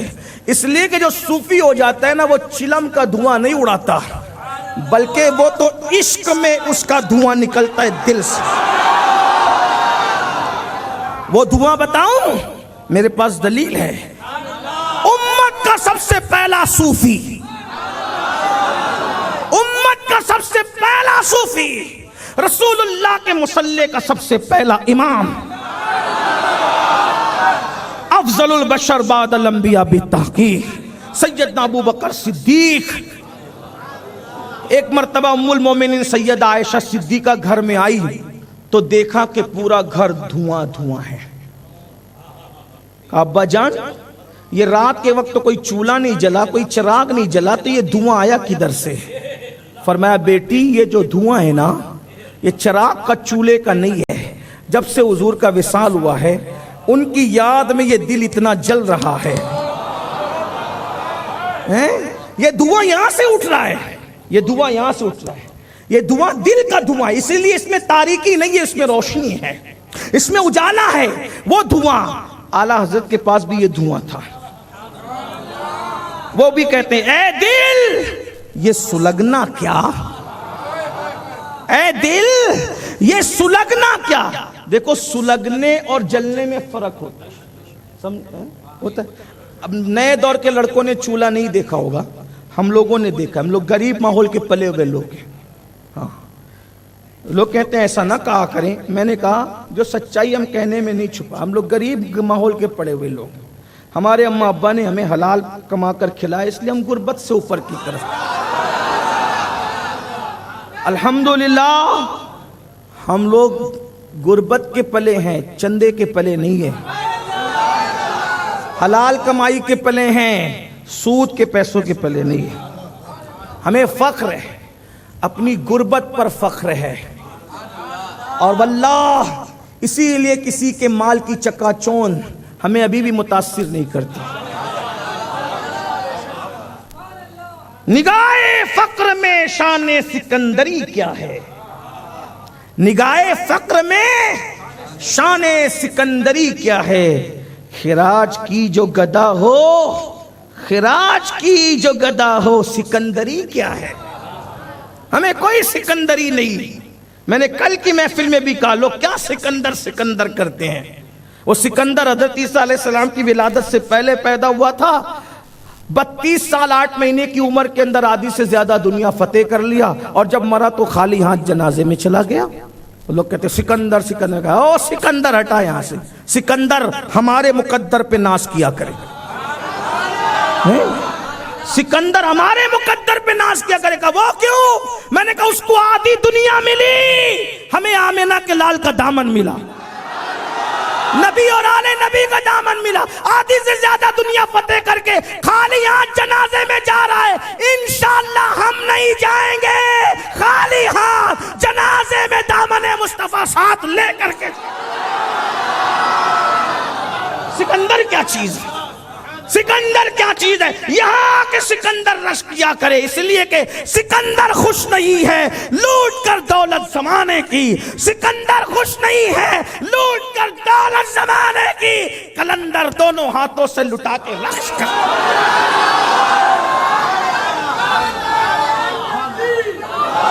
قلندر دونوں دیکھ لو, محمد عربی کا قلندر بغداد میں کیسا لٹا رہا ہے. دیکھ لو محمد عربی کا قلندر اجمیر شریف میں کیسے لٹا رہا ہے. دیکھ لو محمد الرسول اللہ کا قلندر محبوب الہی کیسے لٹا رہا ہے. دیکھ لو محمد عربی کا قلندر بو علی شاہ قلندر میرا مرشد کیسے لٹا رہا ہے. ہاں جب ان کے قلندروں کا یہ عالم ہے, خواجہ ہند وہ دربار ہے اعلیٰ, کبھی محروم نہیں مانگنے والا تیرا. اور غوث پاک کے لیے ہے کیا کام. میرے امام کہتے واہ, کہتے بڑے مزے میں کہتے جو کہتے ہیں سارے اقتابے جہاں کرتے ہیں کعبے کا تھا. جب میں غوث پاک بیان کرتا ہوں تو کچھ مینڈکیوں کو زکام ہو جاتا ہے. ارے یہ کیا کہہ دیا, شیر کو کر دیا. میں نے کہا یہ تو میں کہہ رہا ہوں, جبکہ میں تو کچھ بھی نہیں جانتا. جو جانتے ہیں نا وہ تو جو اپنے آپ کو وہ خود بتا, کہتے ہیں میں اللہ کے رازوں میں سے ایک راز ہوں. میرا راز میں تم نہیں بتا سکتے, تمہارا راز میں نہیں بتا سکتا, تو اللہ کے راز کو کون بتا سکتا. بدعتیوں کو پیٹ میں درد اسی لیے غوث پاک کی فضیلت سے کہ وہ سوچتے ہیں کہ یار اگر لوگ نے مان لیا کہ غوث پاک اتنے بے مثال ہیں تو ہم نبی کو اپنی طرح بشر کیسے کہہ پائیں گے. دنیا کالر پکڑ کے کہیں گی نا کہ جب تو عبد القادر جیسا نہیں ہے تو ان کے نانا جیسے کیسے ہو سکے.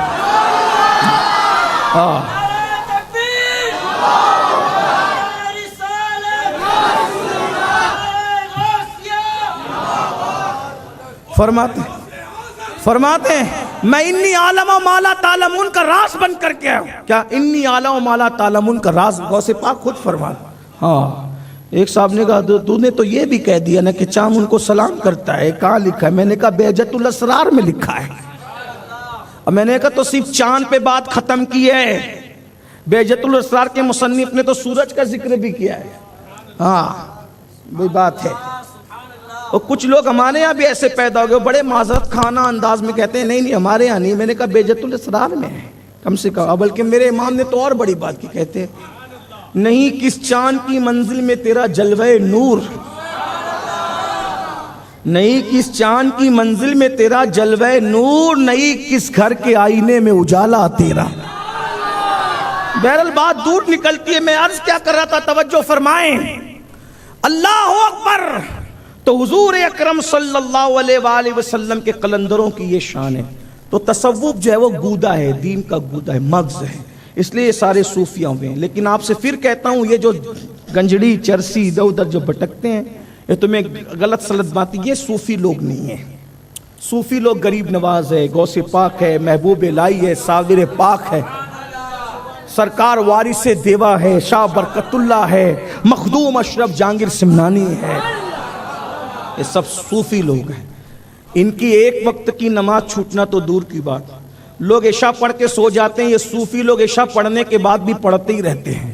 اور میرے غوث نے تو اتنی پڑھی ہے کہ عشاء کے وضو سے فجر کی نماز پڑھی, اور 1-2 دن نہیں بلکہ 40 سال تک یہ معمول رہا. باتیں بھائیو, یہ باتیں ہیں. وہ صوفی لوگ.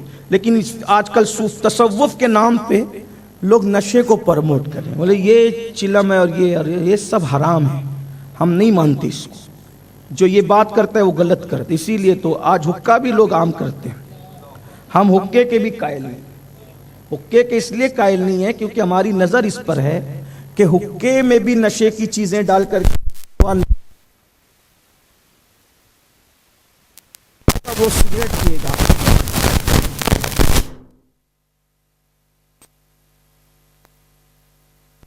ہاں تو اس لیے میری گزارش ہے کہ یہ جو حقے عام ہو رہے ہیں نا، اس کو بند کرنا چاہیے، حقے سے بھی نشہ پھیل رہا ہے۔ اور یاد رکھنا، جس دن مسلم امہ نشے کی لت میں پڑ جائے، اس دن کسی کو بندوق اور تلواروں سے تمہیں ختم کرنے کی ضرورت نہیں، تم یوں ہی تباہ ہو جاؤ گے، برباد ہو جاؤ گے، پھیپھڑے ختم ہوں گے، بیماریاں ہوگی، کینسر ہوگا۔ آپ کو بتاؤں، جس رسول نے پیاز نہیں کھایا صرف اس لیے، توجہ کریں، ہمارے نبی نے پیاز نہیں کھایا صرف اس لیے، امت کی تعلیم کے لیے، کہ پیاز کھانے سے منہ میں بدبو آتی ہے۔ توجہ کر لیں، صرف توجہ کر لیں، نہ ناجائز ہے نہ حرام ہے، لیکن نہ کچی پیاز کھائی نہ کچا لہسن کھایا، کیوں؟ منہ میں بدبو آتی ہے اس سے۔ حالانکہ ہمارا ایمان ہے اگر وہ پیاز اور لہسن بھی کھا لیتے تو ان کے منہ کا مزہ کبھی نہیں بدلتا۔ میرے پاس اس پہ بھی دلیل ہے کیوں نہیں بدلتا۔ اتنا بڑا کھارا کنواں جب ایک لعاب ڈالنے سے میٹھا ہو جاتا ہے، توجہ ہے نا، کھارا کنواں جب لعاب ڈالنے سے میٹھا، تو لہسن کی اوقات کیا تھی؟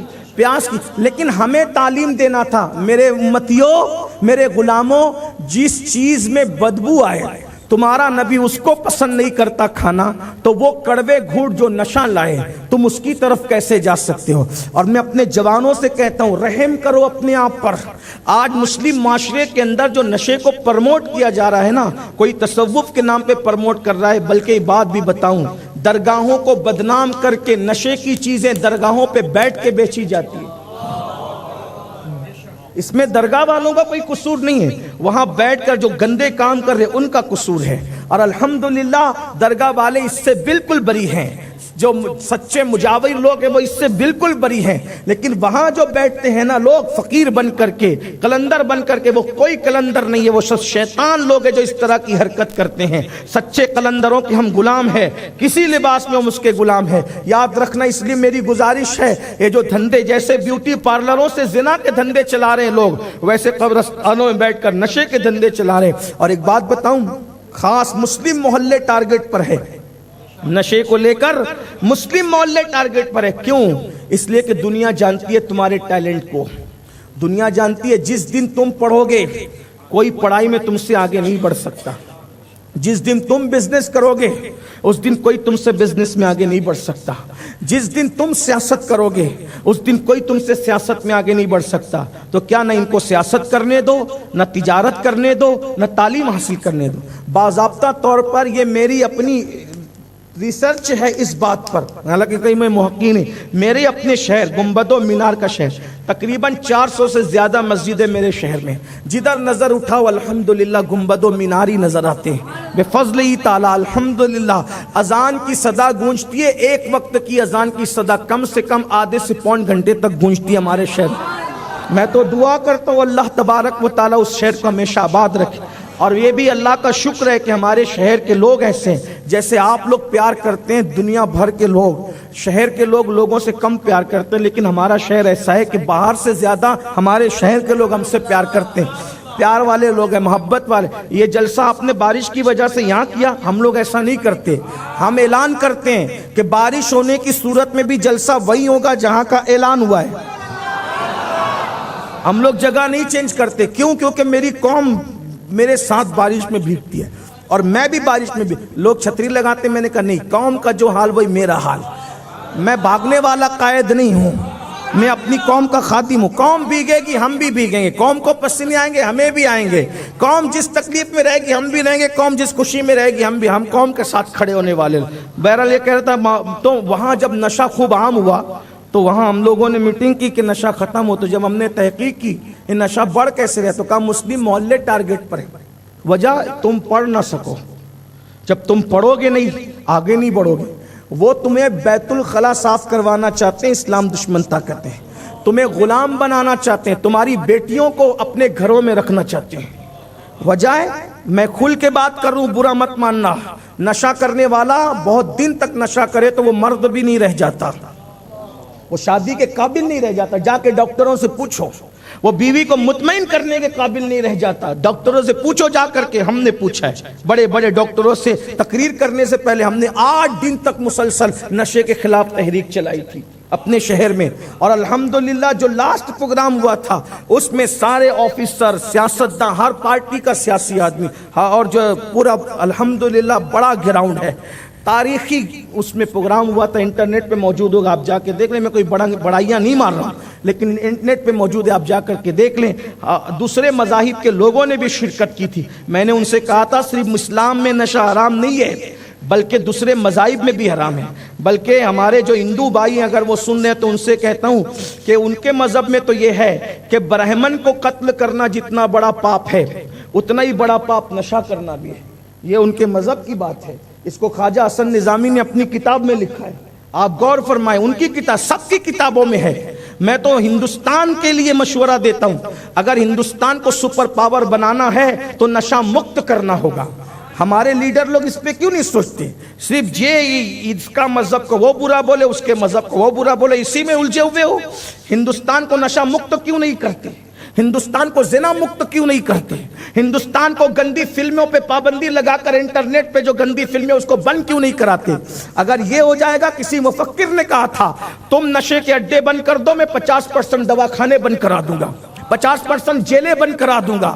یہ کہا کسی مفکر نے، جیلیں جو آباد ہے نشوں کی وجہ سے، دواخانے جو آباد ہے نشوں کی وجہ سے، چوری اور اسی طرح سے کرپشن جو آباد ہے نشوں کی وجہ سے۔ لیکن میں جانتا ہوں کہ لوگ ایسا نہیں کریں گے، کیوں؟ اس لیے کہ منع کرنے والا خود نشے سے محفوظ ہونا چاہیے۔ جب ان لوگوں کی خود کی عادت ہے مالداروں کی کہ غریب تو دیسی جا کر کے پیتا ہے اور مالدار لوگ میڈیکلوں سے خرید کر پیتے ہیں، اور پھر کہتے ہیں یہ میڈیکل کی فلاں دوا، یہ کھانسی کی اور یہ فلاں کی۔ یاد رکھو، بہانے نہ کرو، اللہ کے رسول نے 1450 سال پہلے تمہارے ہر بہانے پر نظر کر کے اعلان کر دیا تھا کل مسکر حرام، کسی بھی چیز سے نشہ حرام ہے۔ اگر کھجور کو پانی میں رکھ کر کے اتنا رکھ دیا جائے کہ کھجور کا رس پینے سے بھی نشہ ہو تو اسلام کہتا ہے وہ بھی نہیں پیا جائے گا، ہے نا؟ جس سے نشہ ہوگا نشہ ختم۔ تو یہ ٹارگٹ ہے۔ میں میرے دل کا درد آپ سے کہنا چاہتا ہوں، بیوی کے لائق نہیں رہ جاؤ گے۔ اور پھر اس پہ بھی کہتا ہوں بڑی معذرت کے ساتھ، دیکھو اللہ حق بیان کرنے میں حیا نہیں کرتا، رسول اللہ حق بیان کرنے میں حیا نہیں کرتے۔ میں اللہ رسول کا بندہ ہوں، حضور کا بندہ ہوں، اللہ کا بندہ ہوں۔ اس پہ بھی کوئی کہے گا یہ بھی شرک ہے۔ میں نے کہا سورہ یوسف پڑھ لے، اس میں عبد کس معنی میں آیا، سورہ نور پڑھ، اس میں عبد کس معنی میں ہے، اسی معنی میں میں بھی عبد ہوں۔ ہاں، بہرحال یہ الگ عنوان ہے، دوسری طرف نہ جاؤں گا، لیکن بات سن لے، توجہ فرمائے۔ جب کوئی شوہر اپنی بیوی کو کے بستر کا حق ادا، حیا کے پردے میں حق ادا نہیں کر پائے گا تو وہ بے چین ہوگی، بے چین ہوگی تو ساس بہو کے جھگڑے دن کو ہوں گے۔ اس لیے کہ جب شوہر بیوی کا حق ادا نہیں کر پاتا تو وہ چڑچڑی ہوتی۔ بیویاں یوں ہی چڑچڑی نہیں ہوتی، یہ حیا کے پردے میں کہہ رہا ہوں۔ صبح اٹھے گی تو بچوں کو مارے گی، ساس سے لڑے گی، یہ ہوگا وہ ہوگا۔ لیکن جب شوہر بیوی کا حق ادا کرے تو قرآن کہتے ہیں لِتَسْكُنُوا إِلَيْهَا، جب اس کو سکون ملے گا تو وہ پاگل بھی لڑے گی، جھگڑے گی۔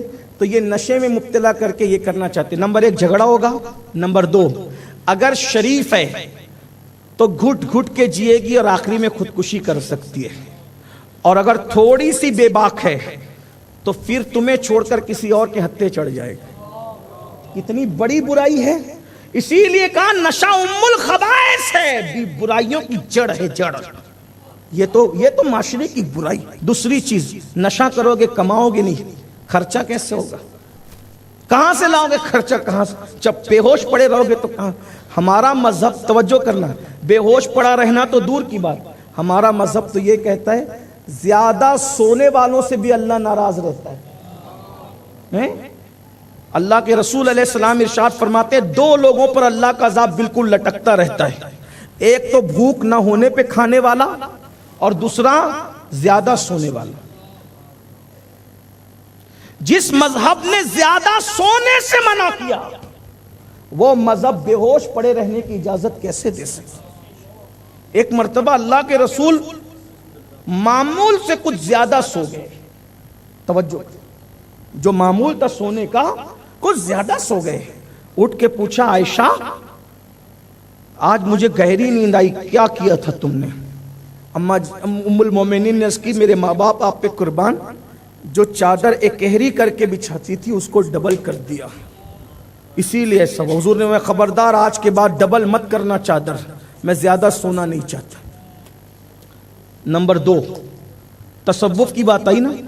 صوفیہ کہتے ہیں اگر کوئی صوفی بننا چاہتا ہے تو اس کا پہلا زینہ ہے کم کھانا، کم بولنا، کم سونا. یہ کیسے صوفی لوگ ہیں؟ یہ کیسے صوفی لوگ ہیں بیچارے جن کا کھانے سے کبھی پیٹ ہی نہیں بھرتا. یہ تصوف چڑیا کوا نہیں ہے،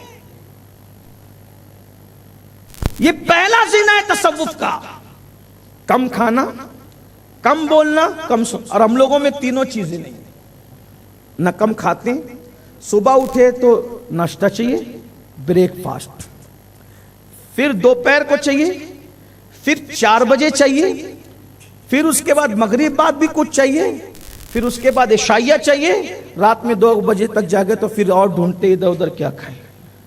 جتنا کھاؤ گے صحت نہیں بنے گی، جتنا کھاؤ گے اتنا بیمار رہو. جب تک مسلمان کم کھاتا تھا مسلم محلوں میں دواخانے نہیں تھے.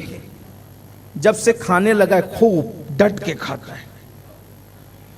بلکہ اب مسلمان کھانا نہیں کھاتا الا ماشاءاللہ، کھانا اب ہمیں کھانے لگا ہے.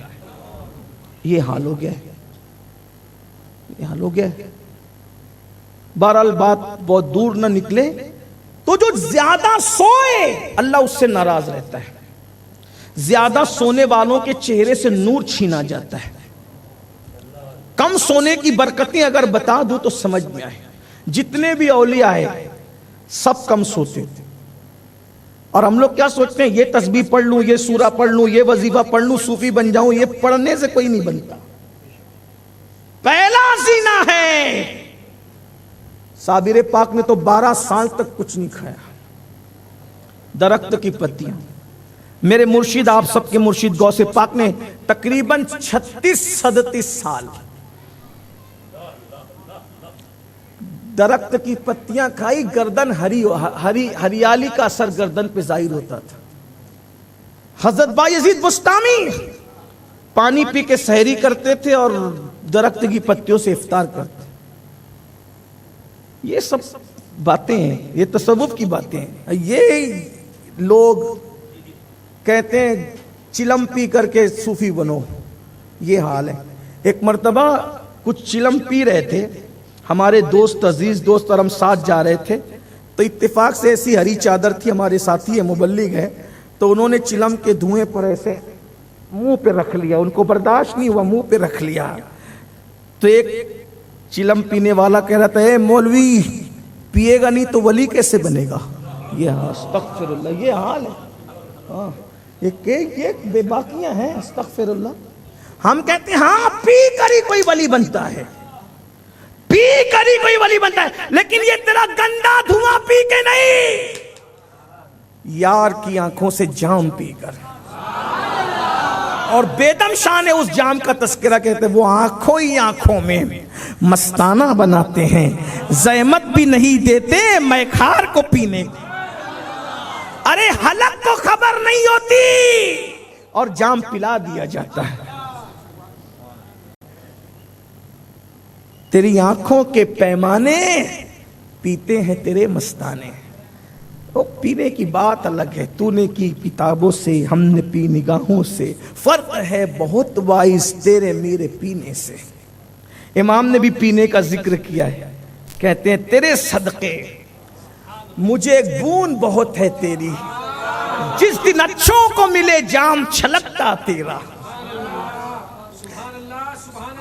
تو بات میں جلدی ختم کروں، دور نکل گئی بات، اینڈ کرتا ہوں. لیکن یہاں یہ بات بہت اہم آ گئی، اس لیے میں نے وہ تصوف والی بات روک دیا، بات پوری کر لوں.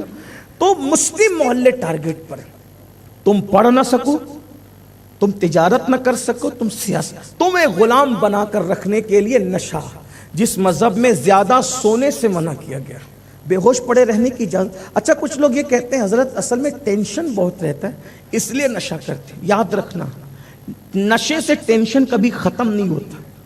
اگر ٹینشن کا خاتمہ چاہتے ہو حضور کو یاد کر لو بس. اس میں بھی امام نے کہا ان کے نثار کوئی کیسے ہی رنج میں ہو، جب یاد آ گئے ہیں سب غم بھلا دی. اور یاد رکھو نشے کا اتنا بائیکاٹ کرو کہ جو نشہ کرتا ہے اس کو سمجھاؤ، نہیں مانتا اس کا بھی بائیکاٹ کر دو. قرض مانگے قرضہ مت دو، بیٹی مانگے بیٹی مت دو، بیمار پڑ جائے دیکھنے مت جاؤ، محفل میں آئے اس کو بیٹھنے مت دو. آقا علیہ السلام فرماتے ہیں نشہ کرنے والا تمہاری محفل میں آئے اور تم اس کو عزت سے بٹھاؤ گے تو اللہ قیامت کے دن تم کو اندھا اٹھائے گا. نشہ کرنے والوں کو عزت سے بھی اپنی محفل میں مت بٹھاؤ، بائیکاٹ کرو تاکہ دوسروں کو عبرت ہو. ننھے بچے 16 17 سال کے یہ حال ہے. توبہ کرو. لوگ کہتے ہیں نشہ نہیں چھوٹ سکتا. میں نے کہا بشر حافی جیسا حوصلہ ہو تو ایک ہی رات میں نشہ چھوٹتا ہے. بات ختم کرنے لگاؤں تو میں عرض کر رہا تھا میرے امام احمد رضا انہوں نے تصوف میں بھی نعت کہی ہے.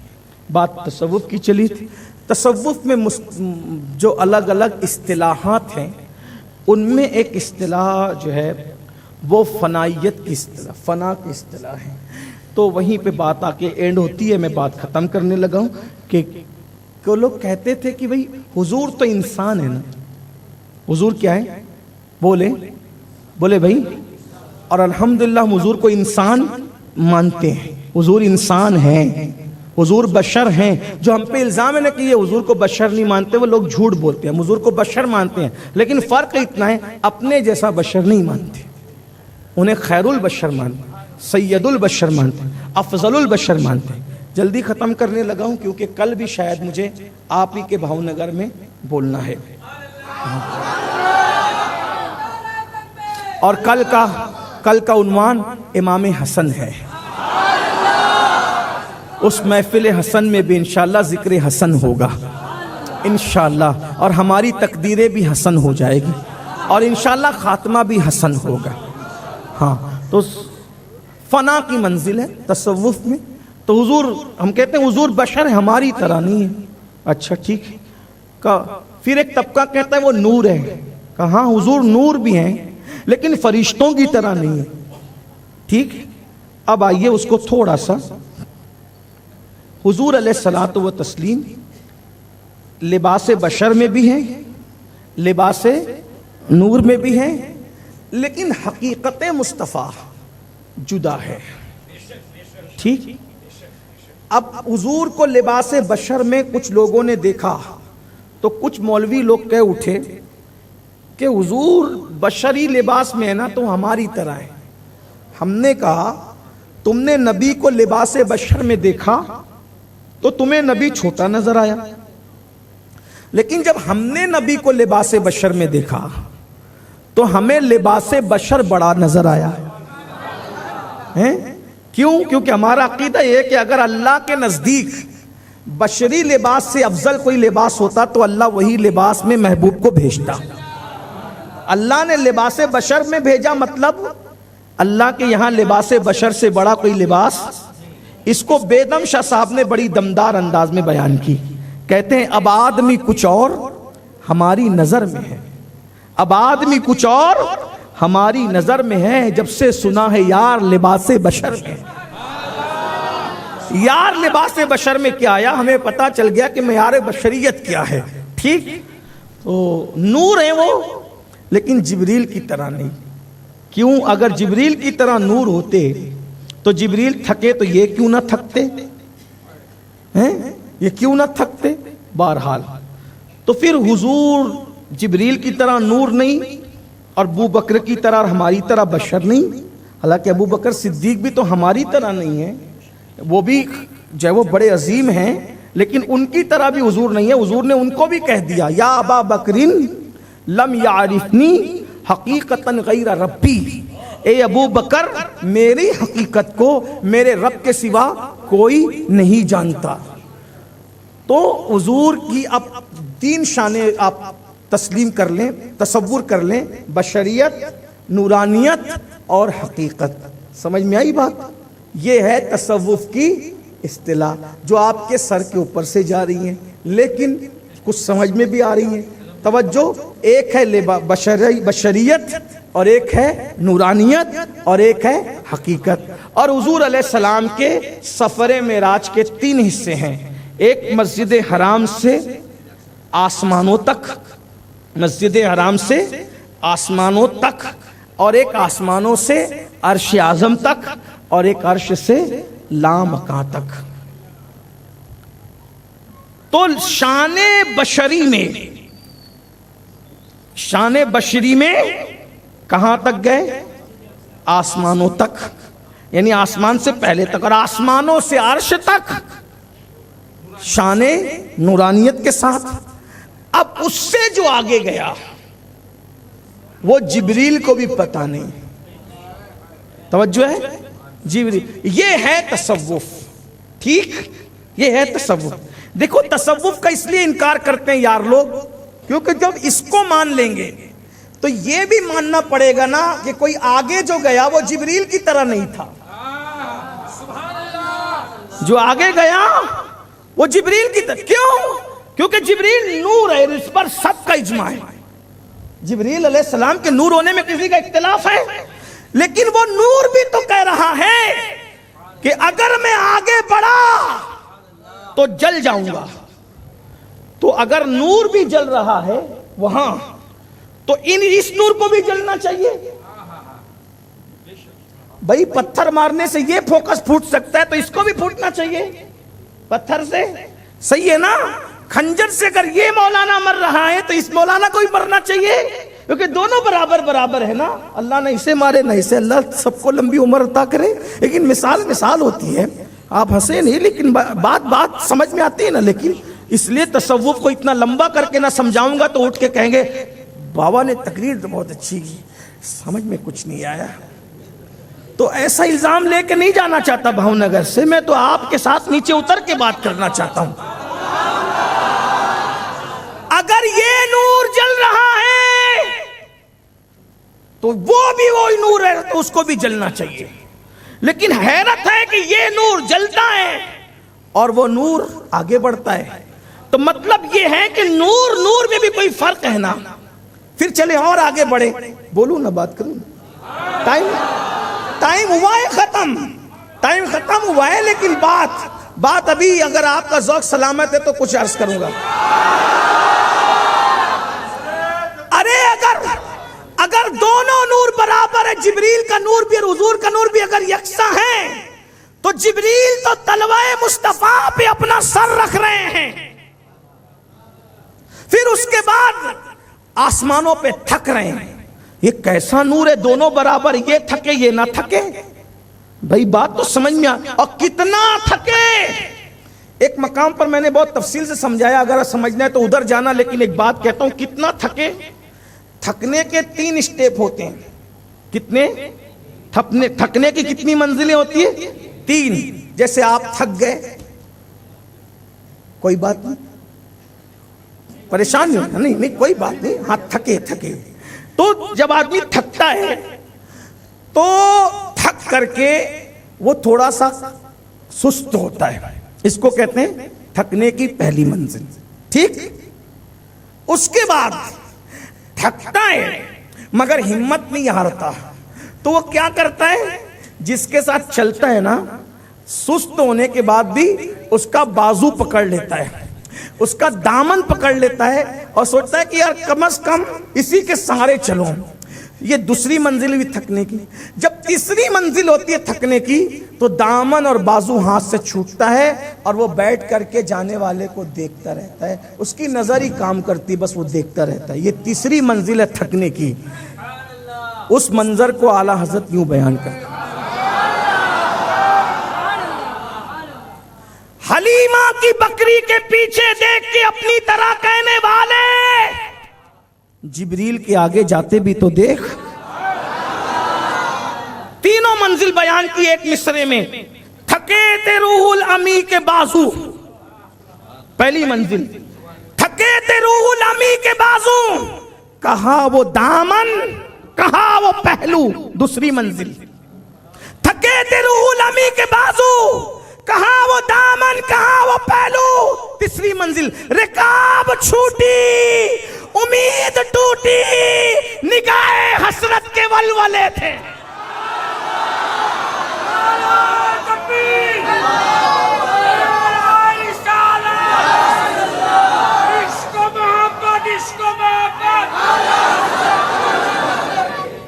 جو جبریل کو تھکا دے، ارے جس کے ساتھ جبریل اڑتے اڑتے تھک جائیں اور اس کے بعد تھک کر کے بیٹھ جائیں، اللہ اکبر، اس نبی کی رفتار کا عالم کیا ہو. جس کے ساتھ فرشتے تھک جائیں، صرف فرشتہ نہیں سید الملائکہ تھک جائیں، اب بتاؤ وہ بشر ہے نرا یا بشر ہے نرا یا وہ نرا جبریل کی طرح نور ہے؟ تو ہمارے صوفیہ کہتے بشریت ایک شان، نورانیت دوسری شان، اور حقیقت بشریت سے آسمانوں سے پہلے تک اور آسمانوں سے لے کر عرش تک سدرہ تک نورانیت کے ساتھ، نوریوں میں گئے تو نورانیت کے ساتھ. لیکن جب یار کی بارگاہ میں گئے تو کون گیا؟ وہ تھا کون جو گیا؟ اب اسی کو صوفیہ کہتے. وہ کون گیا؟ تو وہ اپنے زمانے کا صوفی اعظم کہتا ہے. گیا کون؟ اعلیٰ حضرت کہتے وہی ہے اول. یہ صوفی کہہ رہا ہے وہی ہے اول، وہی ہے آخر، وہی ہے ظاہر، وہی ہے باطن. کون؟ اللہ. هو الاول والآخر والظاہر والباطن والباطن. اللہ وہی اول، اللہ وہی اول، وہی ہے، اس کے سوا اور کون؟ وہی ہے اول، وہی ہے آخر، وہی ہے ظاہر، وہی ہے باطن. گیا کون؟ اسی کے جلوے، اسی کے جلوے، اسی سے ملنے، اسی سے اس کی طرف گئے.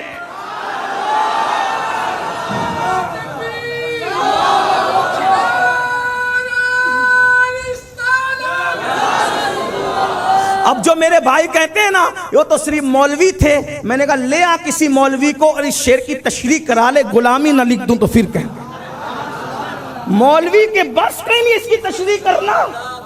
آپ کہتے ہیں وہ صرف مولوی تھے. ارے جب مولوی تشریح نہیں کر سکتا تو یہ کوئی مولوی لکھ کیسے سکتا ہے؟ وہ اپنے زمانے کا سرمست تھا، وہ اپنے زمانے کا منصور تھا جس نے یہ بات لکھی، اسی کے جلوے. آج تک کسی کا قلم نہیں چل سکا کہ اس کا معنی کیا ہے حقیقت میں. اسی کے جلوے، اسی سے ملنے، اسی سے اس کی طرف گئے تھے. لیکن میں یہ اسی کو تھوڑا سمجھا دوں انہی کے لہجے میں. حالانکہ میں کوئی صوفی نہیں لیکن سمجھا سکتا ہوں. کیا؟ پھر بتایا بندہ ملنے کو قریب حضرت قادر گیا. بندہ ملنے، اب دیکھو یہاں بہت نازک بات ہے. جب کہا نا اسی کے جلوے، اسی سے ملنے، اسی، تو کچھ لوگوں کو پیٹ میں مروڑ ہوگا. دیکھو کہہ دیا رسول اللہ اللہ ہو گئے، اللہ ہو گئے، اللہ ہو گئے. نہیں نہیں نہیں نہیں نہیں، کیونکہ احمد رضا جہاں صوفی ہے وہیں شریعت کا امام بھی ہے. اسی کے جلوے تو اس نے کہا، لیکن وہ یار کے جلووں کا پرتو بھی ہے سب کچھ ہو کر بھی وہ بندہ ہی ہے. بندہ تو کہتے ہیں کون گیا؟ تو بندہ ملنے کو قریب حضرت قادر گیا، لمحہ باطن میں گمنے جلوہ ظاہر گیا.